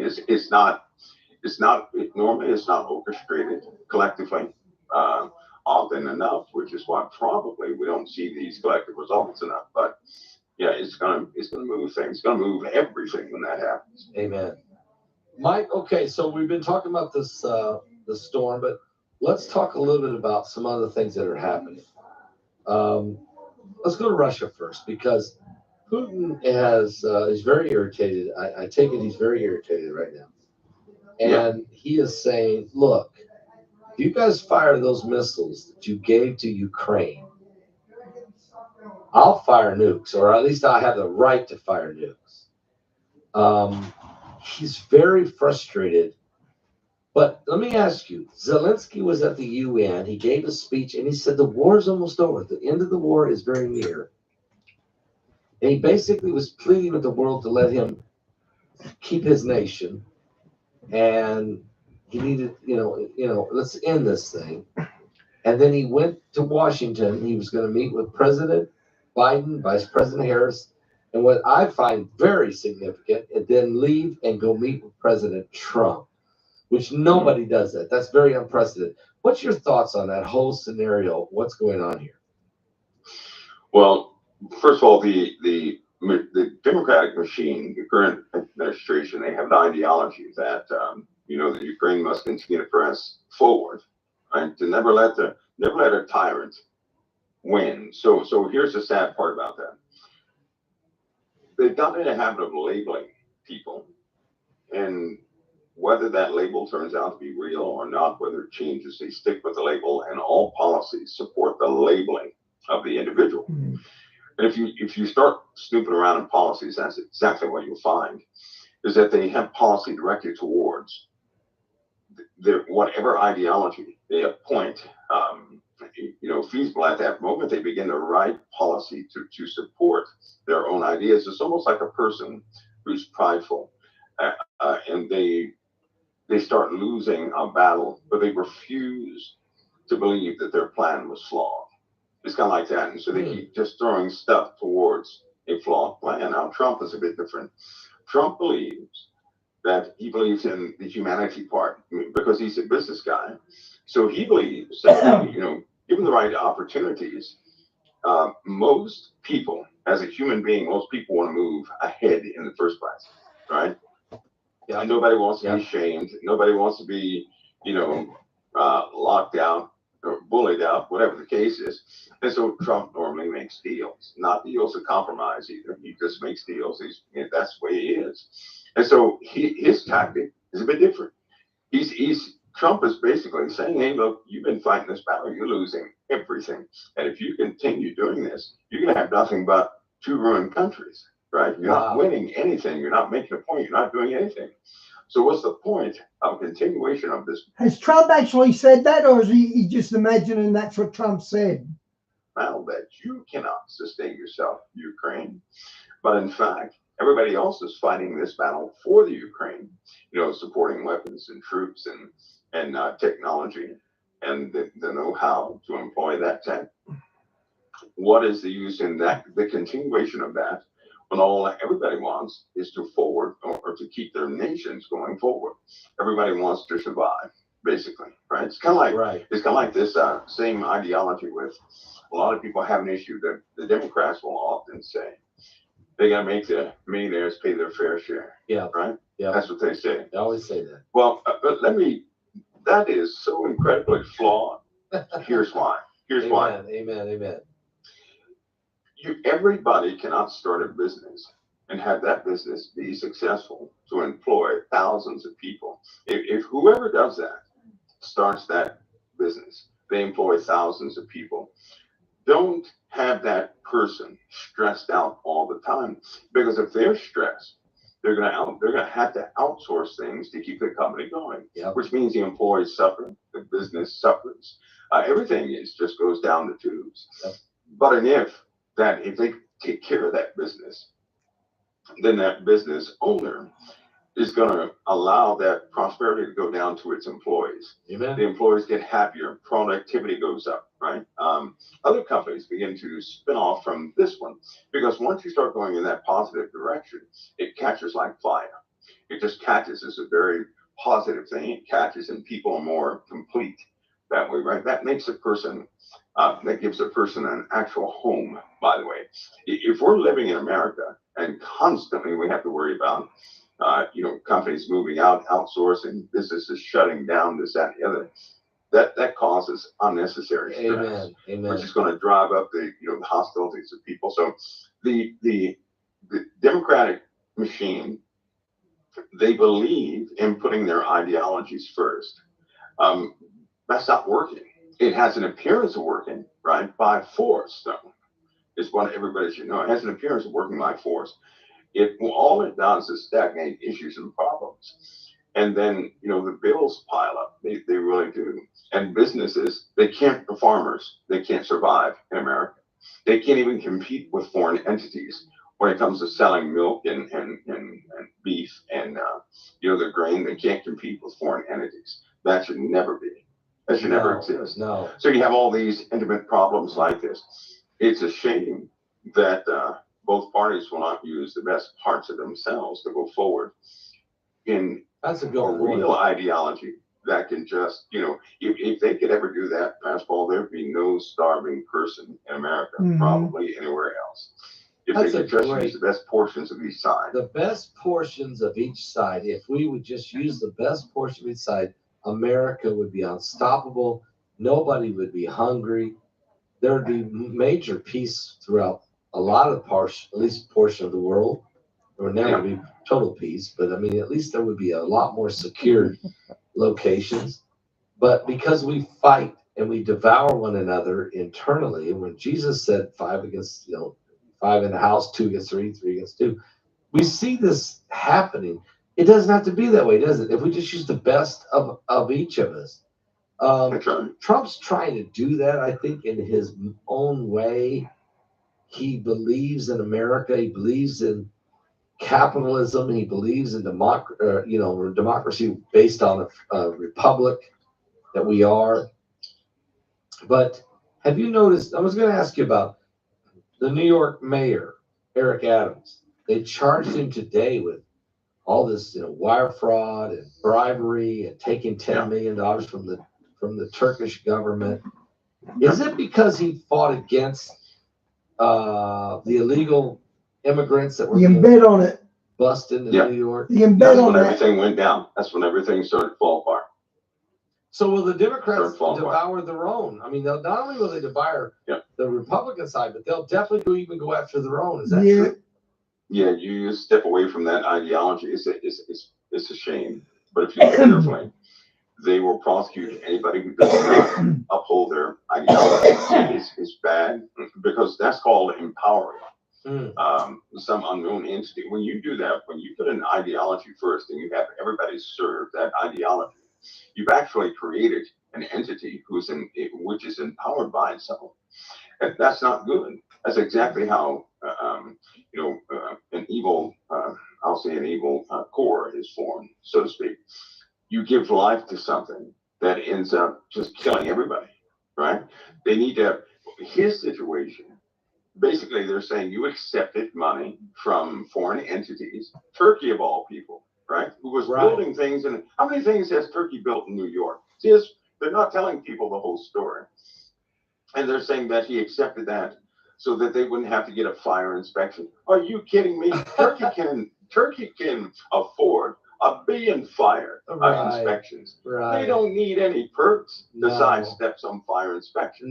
Which is ridiculous, right? But here we have when they go against certain ideologies, politics is dangerous these days, and they will go after you big time. They'll go after you big time. People are human beings. They're human beings. Amen. And they will take the appearance. That's why Jesus told us, I think he said, abstain from all appearances of evil. Because people, when they perceive something strange, they will make up in their own heads things that fit the picture to prosecute whoever does not fit their, neat little puzzle. And in this case, the division between the Republicans and Democrats is so strong that anybody who is starting to play the middle, anybody who leans towards the opposite side is going to be persecuted, right? Amen. That's just, I do believe, Pastor, I believe something. America, as I've said before, is going to have to go through some changes. Amen. I believe those changes are going to really wake some people up to the point where they're going to say, no more of that garbage. We're not doing that anymore. Right. And so you'll have all these radical individuals. They'll go off somewhere else. They're going to do something else. And then America will begin to rebuild coherently, sanely, without those people because you have people sitting in the background that others have not seen. They've been there this entire time. They will not allow anybody to escape whatever party club they're in. Right. It's like, because most of these guys they have in colleges, when you have these frat boys and frat divisions and frat fights, it's the same thing. They bring that stuff to the White House. There's no time for that. And so change is coming here to this country first. And the people, I believe, are starting to get enough of those folks who will not bend for the sake of everybody. Right? Wow. I don't want to fight for someone's ideology. No. I'm going to fight I tell people that often.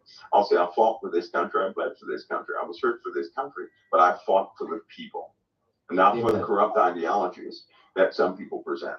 Amen. I fought for the people, so the people could continue to have. Diane, we had a big Pizza Hut shut down about 3 years ago, and another restaurant chain's taken over. I can't remember who it is, but yeah, they went bankrupt here as well. Freedom, I believe that. Pizza Hut's pizzas are average. They're not brilliant, but they're better than Domino's. But they are only average. That's the part of the mentality that will begin to spread, and people will begin to refocus.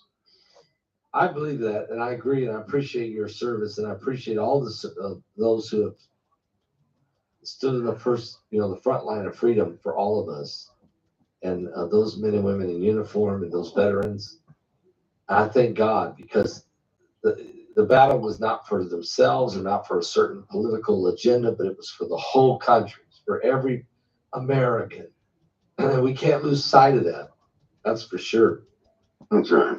Matter of fact, I was thinking about a guy. I have a guy. I'm going to play a song at the end of the program from a guy named Mark Charcozy, who's from my hometown, North Justin, Indiana. Phenomenal talent. I'm going to play a song. It has to do with the serenity of peace. Peace. He's praying for peace. It's a great song. Mike, let's just talk about that. The Middle East. Today, I mean, let's face it, Israel and Lebanon, Israel's really going after Hezbollah. They've killed 6 out of their top 8 leaders. They've done 2,000. Yeah, Diane, during the day, our Pizza Hut didn't have many people in them. At night time, they were busy. They used to serve alcohol as well. But during the day, it didn't even open until about 11 o'clock. Strikes with airplanes. Of course, we know about the pagers and the walkie-talkie blow-ups, and they've really penetrated this. Mossad has really penetrated their intelligence. And today, the United States, Biden and Harris decided, look, no more. We're not going to support you. We're not going to give you any more intel as it relates to Hezbollah. Do you feel that was the right move? I mean, I know what they're thinking is that Netanyahu needs to take a 21-day pause, and they don't want a broader war. Nobody wants a broader war, but I think the Biden administration is very concerned about a broader war. What's your thoughts on that whole process? Yeah. You remember when the college kids rose up and they protested Israel, yes. And they began to defend Hamas, right? It was at that time you found out that there are those in Washington who they like votes so much they would compromise what they stand for and begin to stand with those who are standing for Hamas, yes. right? Yes. They would stand for those who stand with some of these militant Palestinians. And so what we have here, they're saying things for the sake of optics. They're doing things for the sake of optics. They're trying to appease that group of people who is against Israel, is what they're doing. But it's a political tactic that never works. You appease the wrong side to try to establish peace. Here, a huge mistake for our country, I believe, it's my opinion, Amen. is that we appease too much. You cannot compromise Amen. who you are. Adopt the views and ways of somebody else. Incorporate that into what you are and expect to go forward as you have been or who you have been, because you lose your identity and everything else. And so this is what we see by way of politics. We see people appeasing some of these folks who do not support, and they don't want to conform to anything in the USA. They only want to stick up for their country and their country's radical values and have that in this country. But that never works. Appeasement never works. No, it does not. And so I hate to say it, but like the vice president, right? Yeah. Clearly, they say what they say for the sake of optics, right?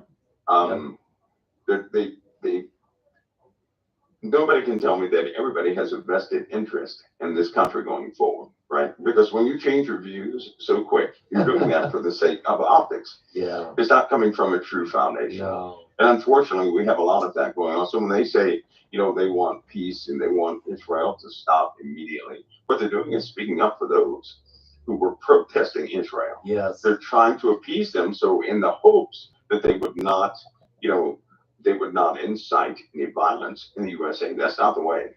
They've got to make a stand now for the sake of principles, for the sake of morals, Amen. for the sake of the foundation of the very country we live in. And if they could have said anything, they should have said, Israel must do what it must do, the same thing the USA did, the same thing everybody Amen. else did. Amen. To keep the enemy out of their camps. And so have you noticed that every time Benjamin Netanyahu tells USA no, nothing is done, they don't do anything. No, They don't do because anything. they know he's right. I mean, They also know if Israel is lost, if Israel is lost, and this is something that nobody has talked about yet, so I'll go ahead and say it. Okay. If Israel is lost, that's an intelligence failure on a monumental level, and that means through Israel, all of our weaknesses can be exposed. Now think about that. If somebody overcomes Israel, the USA has no more secrets. Wow. We have no more secrets. I forgot. And that means the enemy will get hold of every back door they can into the USA, and we're going to be done too. So in truth, they can't afford for Israel. Wow. That I forgot about that. But if Israel falls and somebody else gets control of them, every secret, I mean, all of our intelligence apparatus gets exposed. We're done for. Yeah, you're right. And that keeps the Democrats at bay. That's going to keep them honest, at least. And that's what Netanyahu knows. And that's why he's got his foot on the gas. And he's going to finish off these terrorists from both Hamas and Hezbollah. And if he has to, bring on the Iranians. He's not afraid, because he knows that America ultimately will have to jump in if they have to. Is that what you're saying? Yeah. That's a great point. So, that is a great since point. I bought that out, you know it's going to be countered, right? So everybody get ready for that in mainstream media. Yeah, they heard you, Mike. They're going to have to scramble to give some order to that one. But Mike, when they listen, they listen to our show, and a lot of times I've seen the media the next day or two after try to counter us or try to sometimes support us. I mean, if it's the Fox News people, but I mean, they are listening because what we talk about here on this show, and you've told me this before, that the audience's response is being monitored. Yeah. Who's monitoring this, Mike? I mean, what apparatus, what group is monitoring this? What group is not monitoring? It's very important. It's very important for them to have the pulse of the people. That's how they operate. The folks may not know this, but it's important for all these apparatuses of government to know exactly how people think and what they're going to choose. Are we then? Believe it or not, are we just kind of? Are we part of that study? I mean, are they using us as a study in some way? Anybody by whom people gravitate towards, right? And you start speaking the sentiment of the people they're going to latch on to. They're going to say, they're going to try and figure out some formula as to how we come up what we come up with. Okay. Right. So they can emulate that. They want to own our influence is what they want. They want the influence. And so once they can formulate how to get it, that's when they normally seek and destroy it. Unfortunately, it's not coming from any source that can be calculated, right? It's not coming from that. And they do not know what genuine compassion is. They don't know what that is, because that would only come from the Holy Spirit. They can't have that. And so good luck with that. Wow. It's going to be an enigma to them. But yeah, they are. If you notice like the topic we just brought out, watch them. They're going to scramble to start throwing facts and data and everything else to it, so people will not see it the way we just talked about it, right? Right. They'll do it every single time because they can't afford to lose control and power, which is why they hold back secrets. And then they're holding back secrets now. And when it happens, they'll say, see, nobody knew. But then on television, you'll see these experts pop out and say, well, the reason we have this, this atmospheric issue is because of this. Or they'll introduce some weird thing to the people and say, well, these have been here this entire time and this, that, and the other, but they will not, they avoid any subject that will ever prove any one religion right. They avoid that. They can't have that. They will do everything to suppress it. They'll do everything to suppress it. You're right. Let me just say real fast. I got this shirt from one of our supporters out here, Wentworth University. It's out of Spokane, Washington. This is a Presbyterian private Christian college.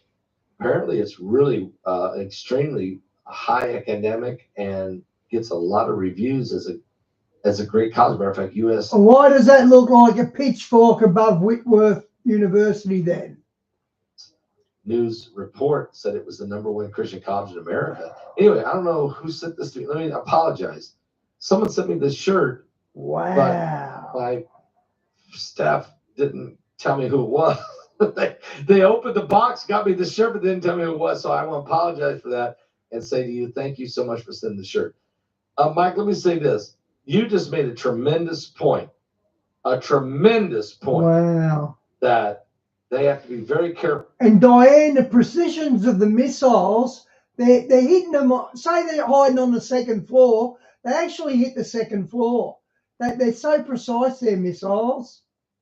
On how they can't let one ideology win. I'm showing behind me 3 potential nukes of Iran. Okay, Israel's crushing Hamas, and it looks like they're crushing Hezbollah. Iran's got to make a decision, don't they? Do they jump in and fight Israel, or do they find a way? Are they on the phone? Do you think they're on the phone right now calling Washington saying, look, we don't want war with you, with Israel. We don't. How can we come up with a way where we don't lose face and you don't either? Do you think that's going on right now? No. Well, I'm sure they're talking to somebody. They lately, Iran has been, talking out of one phone, one thing, and doing another. Right? Their attack against Israel was a betrayal against the United Nations because they were told they kind of gave out that sentiment they wouldn't do that. Wow. That they wouldn't attack on October 7th, which engaged, kind of had everybody engaged in a different way. Well, what we have is a power shift, a real power shift. There are threats that are out there that are real. They're going to make a difference. They're not something that people are entertaining. Well, they're going after Trump. Let's face it, Iran. I mean, the Secret Service has said, look, besides domestic threats against Trump, Iran flat out wants to kill him. I mean, Iran even released a video, Mike. I saw it Wednesday night, where they want to. They showed themselves killing him with some kind of laser beam out of Iran. What do you think about that? Right. Well, you remember when that second shooter? Yes. When and I told you they were going to come up with a story saying that Iran was. Well, there you go. We're there now. So they had to come out with that. They had to come out with that intel. They knew about this for a long time now. It's no secret. In intelligence, they knew about that. They act as though they just found that out. Yet we discussed that same thing a while back, remember? Yes, I do. So you're saying, you talked about that, but you're saying they sandbagged and held that back, and now they bring it up. Yeah, there you go. See, we had already covered that subject. Yep. And it's not lost on anybody. The countries are upset with leaders for certain things, right? Because it was Trump that said, hey, you got a choice. You either do this or that's it for you. So they don't like that. Plus, but now this time though, this time it's not like any other time, because this time we're getting into the faith-based initiation of things. Okay. Iran is operating by their own faith, right? By the Islamic value system that they hold so dear, plus some other things. They genuinely do not want Israel in existence anymore. The dilemma they have is you cannot get rid of Israel without getting rid of the USA, right? That little statement they made saying that they're ready to negotiate is a stall tactic, which tells me this: they are planning something directly against the USA right now. Right now. They're planning something directly against the USA right now. Yes. They're planning something. And if people aren't careful, they're going to get their minds off it. Because 9/11 came. There were indicators. Christians knew about 9/11 before it came, but it was largely ignored. Right? It was largely ignored. And then we had 9/11. It doesn't matter if it's a conspired act, an authentic act. It was an act and lives were lost. Well, we have another time coming up. I believe it's going to be with somebody is going to tamper with a nuclear facility. That nuclear facility is going to melt down. And when it melts down, it's going to cost lives. I believe they're working on that right now. And if people don't get up to par to attempt to put a buffer between that act and the people, we're going to have a real problem in America. We're going to have a problem in America. So you're saying... I expect something that issue. I just said I expect that to happen in this country in a we're talking short term. So is not Iran? long term. So you're saying Iran is behind another 9/11 attack, but this time it's at a nuclear facility sabotage that could create another 3 Mile Island times 10, devastating and causing hundreds of thousands of lives can be lost. This will be bigger than 9/11. And you're saying Iran is working on that right now. Yep. Well, then you know that. I'm sure you would know that. If you know that, then you know our intelligence apparatus of the United States is aware of that, but they're trying to scramble and figure out how to prevent it, right? Am I right? Well, sometimes the things are not so clean cut, right? If everybody acted on what everybody thought, we would have, there'd be no 9/11, no surprises anywhere. But we would also have quarantined half this nation, right? Because the way they act is, hey, something might happen here, get everybody away, this, that, and the other, right? So they can't do that. They can't do anything that will restrict the movements of Americans. They can't do that. And so they have to play that very carefully. They also can't come out and they cannot make any false claims or flawed claims about any incident, because if they start getting the bad public light, that's not a good thing, right? It's not a good thing for the American people to even know what mechanisms are in play with the intelligence community, because they could lose faith too fast, right? So one of those things better left hidden in the dark somewhere. Let them. They do a lot, but well, they're not going to act on everything like that. Unfortunately, Paul, to actually begin to secure nuclear power plants that's very expensive, right? Because they are in bad shape. Now we have one company that's acting on theirs by reclaiming it. They're going to refit it for AI. Really? And that's refit all of our nuclear facilities using AI. Just one. Just a one. few. Well, just a few. They're going to start with Pennsylvania. That'll be the first of 4, I believe it is. And all those nuclear facilities are going to be to power AI cores, right? AI cores, which should tell everybody that AI is a real deal, right? That's Pennsylvania 3 Mile Island. Yeah. They're going to refit that place. And that's Microsoft, by the way. They're going to spend the money to have that place. Really? Yeah, they're going to bring that online plus some. But that's the first of a few. Is Elon now, Musk... you know and I know. Go ahead. You know and I know that Microsoft was tampered with by way of their security software not too long ago. Now, they can cover that story any way they want to cover it. But you just don't have mistakes in code when you install something in everybody's corporate machines. That never happens, right? How could anybody overlook that? Right? No. Especially when you have Copilot companions looking over the code too. So artificial intelligence was also looking over the code before the install. How could there be a mistake? There can't be. Right? So any programmer out there knows when you write code, it is test, and test again, and it goes through a billion checks. There's no way they could have missed what they missed. That was a bad cover story in the first place, which means someone got to them.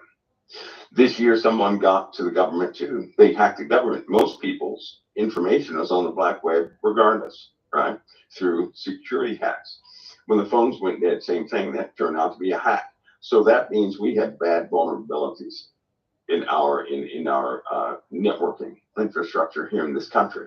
Now, if they go setting up brand new nuclear facilities, they're going to try and plant a Trojan horse in that retrofit, right? Yes. You know it, and I know it. Yes. It's just going to be a matter of time.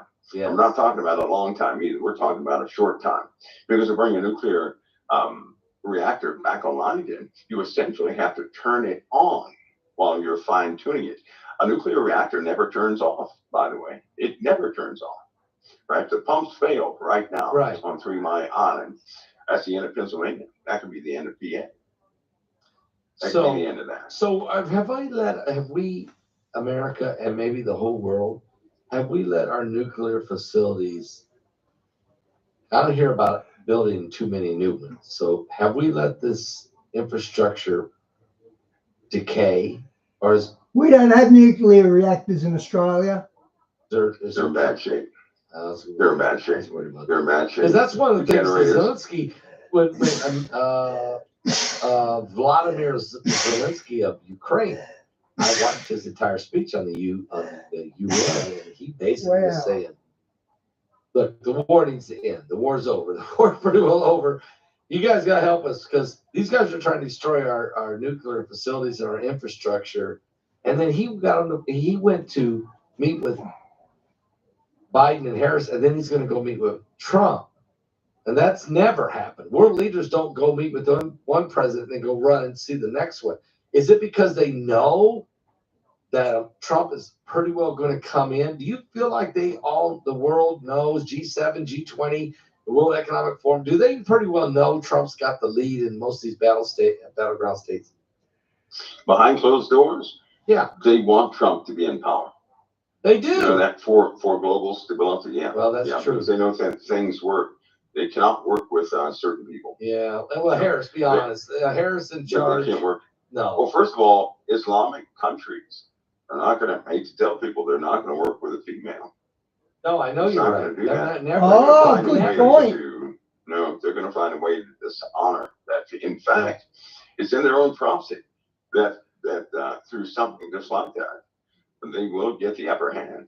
So, wow. And I just hope that, I know we're going to go through something. I know that right now they're getting ready for the elections, which means they have to have military assets in this country in place in October, Pastor Paul. They're getting ready for dissidents and a bit of pushback. October surprise. Yeah. I mean, isn't that something? They are. They're getting ready for that. Yeah. Okay, Mike. Now in the webinar, October surprise, starting in the morning. Actually, we activated it tonight, so if people have their tickets, they're going to start watching tonight after the show.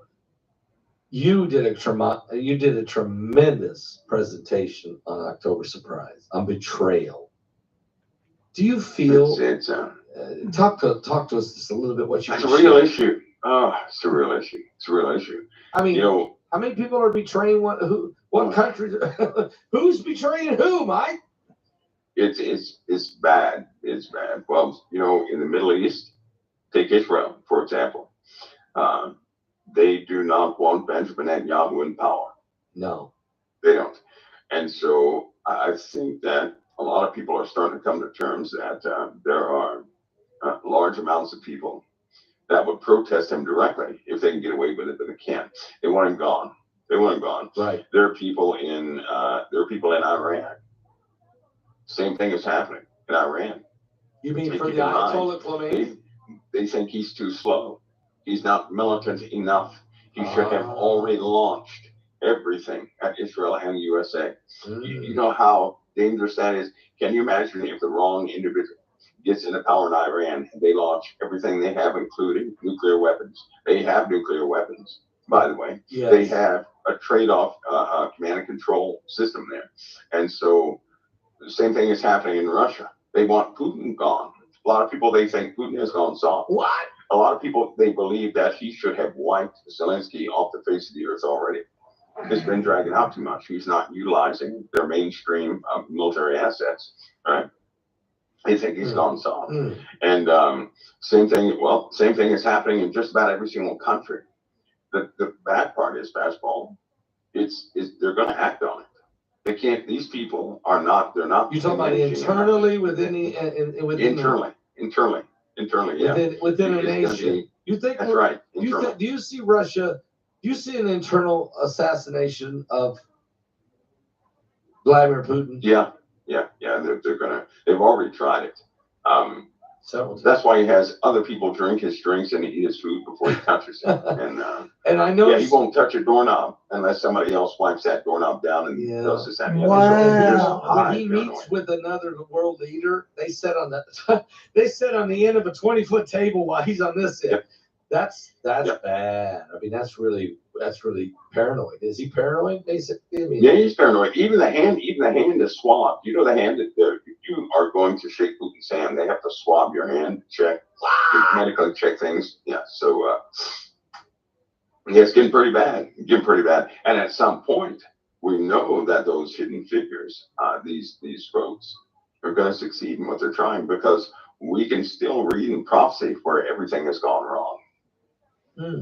I do not believe for a second that with Benjamin Netanyahu in power, anybody is going to take over Israel. He will use everything at his disposal to protect that nation. Amen. I do know that when he is gone, Israel will no longer be protected. I do know that. You mean the next prime minister? Because when they get rid of this guy right here, who's been the longest serving prime minister in the history of Israel, when he's finally gone, the next guy will not be able to protect nobody, because he's got credibility. He's got guts. He's got fortitude. He don't care what anybody says. He is defending his country, his people. He's trying to keep that nation's survival. Yep. Well, so when he's gone, let me ask you this question: if Trump wins the election, does Netanyahu get to remain in power for another 4 years while Trump's in there? Well, I hope so, but because of the betrayal ideology, this mentality going on, right? That assassination word is going to be a big deal for Netanyahu as much as Trump. For him and some other folks, and Trump too. It's just not going to be a safe environment. In fact, anybody who's going for anybody who wants to be president right now has either lost their minds or they really do care for the countries that they want to lead, right? It's almost like they can supernaturally see it is the last call. It's the last call. And a lot of people, I know it can't be seen right now, but if people could hear the internal talk, if they could see the internal activities that take place, if they could see the attempts that people have already tried to take these guys out for very specific causes, right? I think that often rhetoric causes people to see these candidates in a very strange light. They're human beings just like everybody else, but they care about their countries. And most people do not, they don't think it's necessary to maneuver the way they do. Well, guess what? They're going to find out. The betrayal is coming. People will find out that it took that and more. Unfortunately, people don't really realize that they've messed up until they're in a meat grind, until something has gone severely wrong, right? Let me ask you, Mike. Kamala Harris. I mean, there seems like she does a lot of word salads. Is she that incompetent, or is this just she can't say what she has to hide what the agenda to do it? Is she really that incompetent in the word salad thing that she does? Is she on Xanax or something?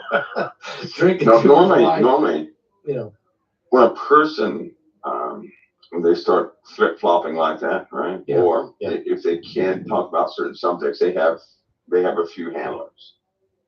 Okay. They have a few handlers, and unfortunately, that's a very real thing. If she misspoke something right now, she'd be thrown in she'd be in the washing machine by now. They have handlers, so they do have handlers.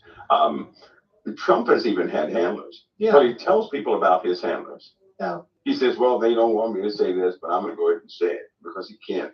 At least you know what the guy's going to say, which is, you know what he's going to say because he'll have to know. But I personally believe that Kamala Harris has handlers. She's a professional in that league, right? And so all professionals in that league are going to have handlers. They're going to have people that will tell you, do not ever say this. You can say this. Don't discuss this. If anybody asks you this question, redirect to this. That's somebody who has a handler, right? Well, did you see the interview with Oprah Winfrey? I mean, yes. I mean, wasn't it? Because they didn't want to. That was sidestepping. That was trying to get off the subject of certain things, and she's not going to answer certain things. She will not answer certain things. Nobody has been able to have her answer specific things, right? But believe me, they get these people. They know what they're doing. They know what they're doing, and so people who can see this, they've got to know what they're doing. We've got to know what we're doing, right? Right. Satan is. This is a good part to remind people that a beast kingdom will come forward. It is in prophecy. It's not going to fail. It will come forward, and that this world is going to be run by darkness. That will happen momentarily. right? At least for just a short span of time. And my question is this: what led up to the events of such a dark kingdom having governance over the whole world? What really happened? I think we're seeing it right now. I also think, but be reminded, the dark kingdom that's coming forward is coming forward, and everybody dark in the heart is going to run to that kingdom, and then that kingdom is going to be destroyed. And it's going to leave nothing but the righteous on the face of the earth. Because the kingdom of the beast is like a vacuum. It's going to suck up all the dark people into itself, and God will destroy it. So we may see it forming, right? But it's just going to draw those who believe in it. That's a good thing, because all the tares are going to run to one umbrella. They're going to be stuck under one umbrella. And we will see the removal of those individuals from the face of the earth. But it will come. It will come. I believe this is part of the correction that's necessary for us, because we can't see it. Wow. We'll always argue the point that it may not exist, or that, it may be that we're misnaming things, saying it's this, that, the other. We're going to see it plainly. And all these events in the world are going to, they're going to change their mind with that, because the world is almost utterly in devastation when this takes place. Let me ask you a question, Mike. Will the world embrace a fake, or a so-called alien to be the world leader of the world? I mean, do you think that's? I mean, Ronald Reagan brought that up, that the only way that the world will be united is if some alien force came down. I mean, is this kind of a weird? I mean, I know it's a weird question, but is that the last resort here, or do you think that'll work? I think this. Here's what I think, Pastor Paul. Okay. I think that if a unreasonable, unconscionable threat was towards humanity, I know that humanity would join together against that unconscionable threat. I know that. When 9/11 came, when any catastrophe comes, whether a person is Democrat, Republican, whatever the case, when it comes to life and death of a human being on a large scale, people forget about their little the things that divided them. They do. I've seen them in action. So the more vicious the threat, the more unbelievable the threat, the more people are going to get together. Now, I do believe, I personally believe, I believe this because the Bible says people look upon this thing and say, is this the man that made the nations tremble? Is this the man? And so I can't help but to believe, because people already worship people already. They're so quick to worship people already, right? Let's go ahead and face it. Let's go ahead and face it. We even in the house of God, we're getting to that point right now, but we still have a habit of saying we need someone to lead us. And so we still keep saying that same thing. Yeah. When God put us here to do that very thing as the body of Christ, we still are looking for some human being that will make all the right decisions. Let's go ahead and face it. That happens. I believe that the world is primed to accept a person who can solve all the problems. Now, in 2012, people talked about this. They said a person will come forward who would begin to solve insuperable problems. Yes. I think that we don't need some alien to come down to do that. If a person came forward who was able to get everything back on track, people have been hurt enough. They've been insecure enough that if somebody can add stability back to their lives, they would openly embrace them. The world is primed right now to accept somebody just like that. And it just so happens that people just like that exist today. They do, don't they? I mean, they've been on the world stage. We've seen several people. Emmanuel Macron is trying to. He seems like he keeps showing up everywhere, Mike. I mean, is it? He is showing up everywhere. Is it me, or is he? Is he? Why is he always everywhere? Is he trying to be? I mean, here we go again. He's involved in trying to get Israel to give to back down on a 21-day, ceasefire. Is he trying to be the main man that would lead the whole world? Since he's entered into office, he's done everything by force.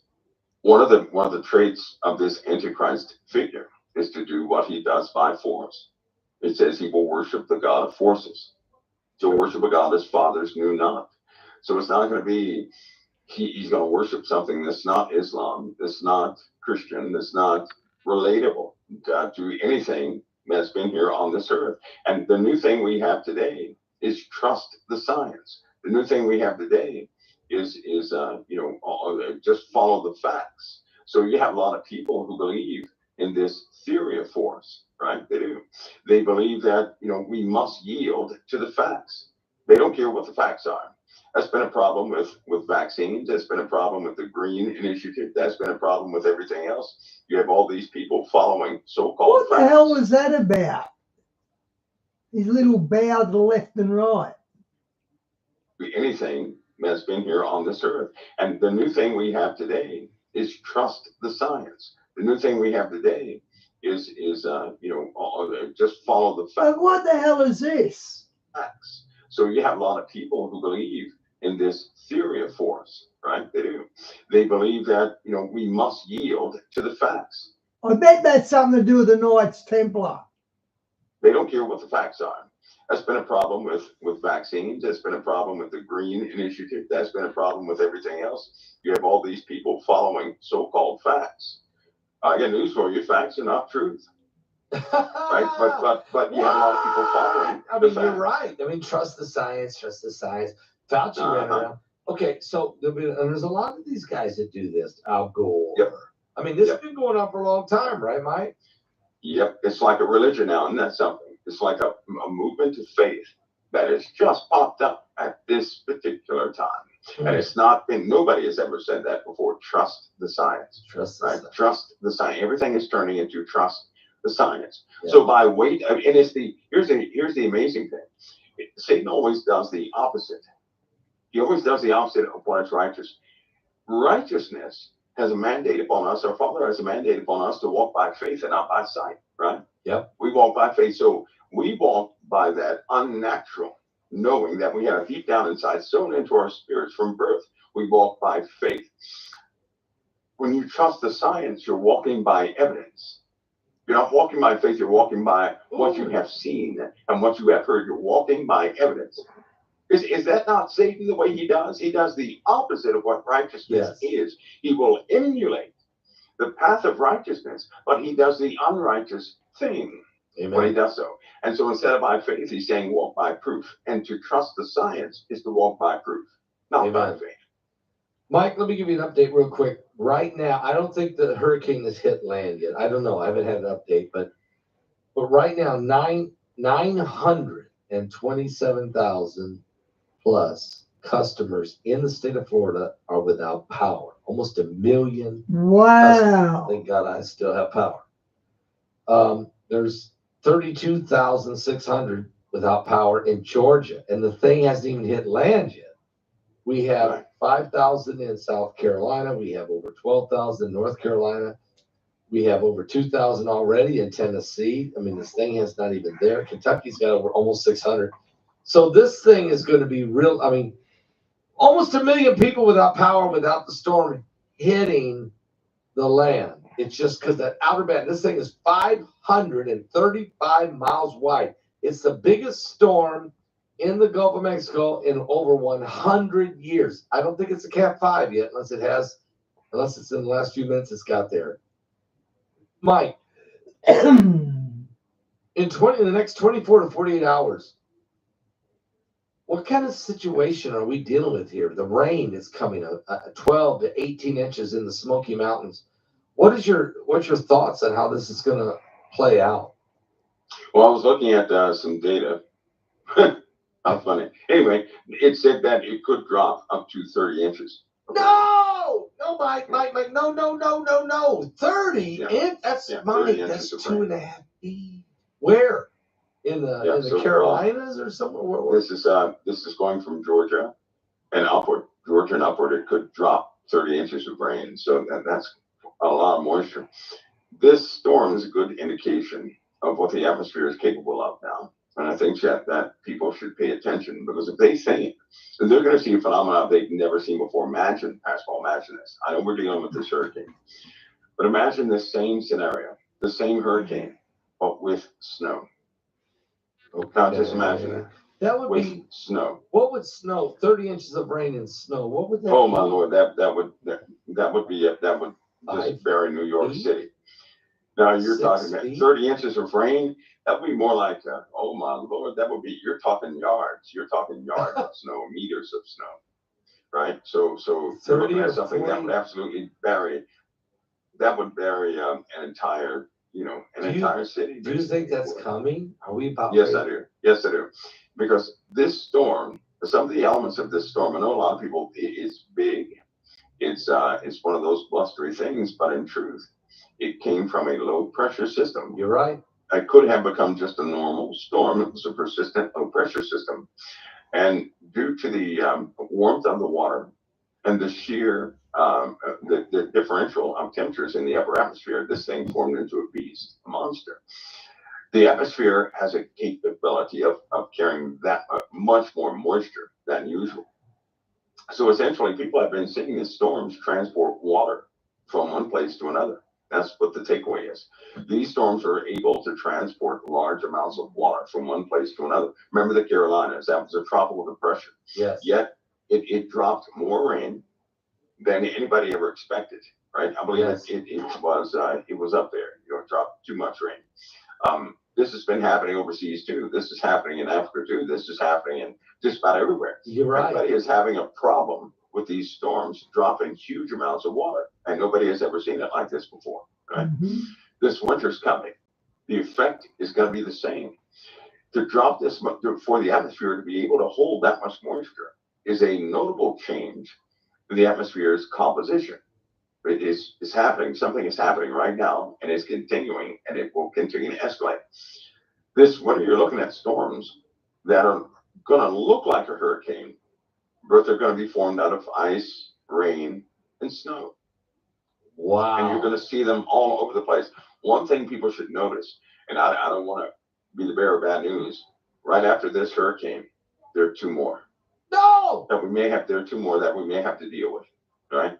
And it's just unfortunate. It's one of those things. I do not like to see people have to endure water damage and things like that, but there are two more. This is the type of world we're going to start to live in where people are afraid of the weather. It's happening. We're in that transitional phase now. You see that? So, see this picture behind me, Mike? Yes. That was what I showed people 8 days ago. There was no storm. This was the low pressure system. Right. Right. And you and I talked about it. I talked to BP about it. About 8 to 9 days ago, we were concerned that this low pressure system would turn into a monster. Now, the meteorologists didn't want to say that. They didn't want to start talking about that because, of course, they don't want to be wrong and they don't want to create false fear, panic, and stuff. Right. But we knew. We seen it. We knew. And spiritually, I knew. And that something big was coming. Now, here we are tonight. It's landfall. Hit landfall. It's almost there, isn't it? Is it almost there? Yeah, it hit landfall. Did it? Yeah. Yeah. Here we go. Yeah. Well, pray for me. I've still got power, but pray for us and pray for everybody in Florida. But it's north of you, Pastor Paul, right? And it looks like some of the force tracks are going up above you. So that's a good thing. That's a good thing. Yeah. I'm about 100 miles from the eye of the storm, and I'm hoping that I can survive the wind and rain. And but I'm really concerned about Tallahassee and on up to Valdosta, Georgia, Macon, Atlanta. They say by the time he hits Atlanta, it'd still be a Category 1. I mean, and then Asheville. They're saying Asheville, North Carolina could get 18, 19. You're saying there could be as much as 30 inches of rain. Yeah. So this is not. Yeah, it's a rainmaker. They have tornadoes spinning off of it now. So they're going to be tornado warnings in this thing, spinning off of this thing the entire time it's on land. So, but it's going to speed up. As one positive thing. It's going to speed up. And I thank God for you and BP following your spiritual instincts to get this word out for a lot of people. If more Christians would act on that internal knowing, right? Yeah. Without being afraid, because it's better to call something out like this than to say nothing, right? Everybody wants to be right during these days, and they don't like the repercussions of being wrong. Right. Somebody's going to have to take a risk. And take that risk of being wrong to make sure that people are properly informed is going to take that these days. Yeah. And so if more and more people could trust that spiritual intuition, we'd never be uninformed. We would never be uninformed. Yeah. Well, you're good at doing that because that's what you do every Thursday night. Is you're out ahead of everything and you give us a heads up and you tell us to watch out, look out. This is what's coming. Here's what's shaping up. Prophetically, or maybe intelligence you have, or maybe prophetically in dreams or visions, or just Spirit of God. Several different ways you do that. And so I want to thank you. I want to be the first to thank you for that. And BNP, yes, you're right. You and I, BNP and I have both been on the same page on this. We've been concerned. It's just the Holy Spirit, really. We have to give the Lord all the credit because the Lord's the one who did it. Amen. He just wanted to protect lives and hope people can make it. So, Mike, this is it, the webinar. Here we go. It's people should get a ticket, I think. Don't you think? I mean, yeah, I think October is going to be a very interesting. Well, I shouldn't say interesting, but let's just say it could be one of those extremely challenging Okay, Di, I'm bailing now. See you tomorrow. God bless. months. We'll certainly see the formation of quite a few things here. It's not going to be just one subject, Pascal. It's going to be quite a few things we have to deal with in October. And November, October, November is not going to be a joke.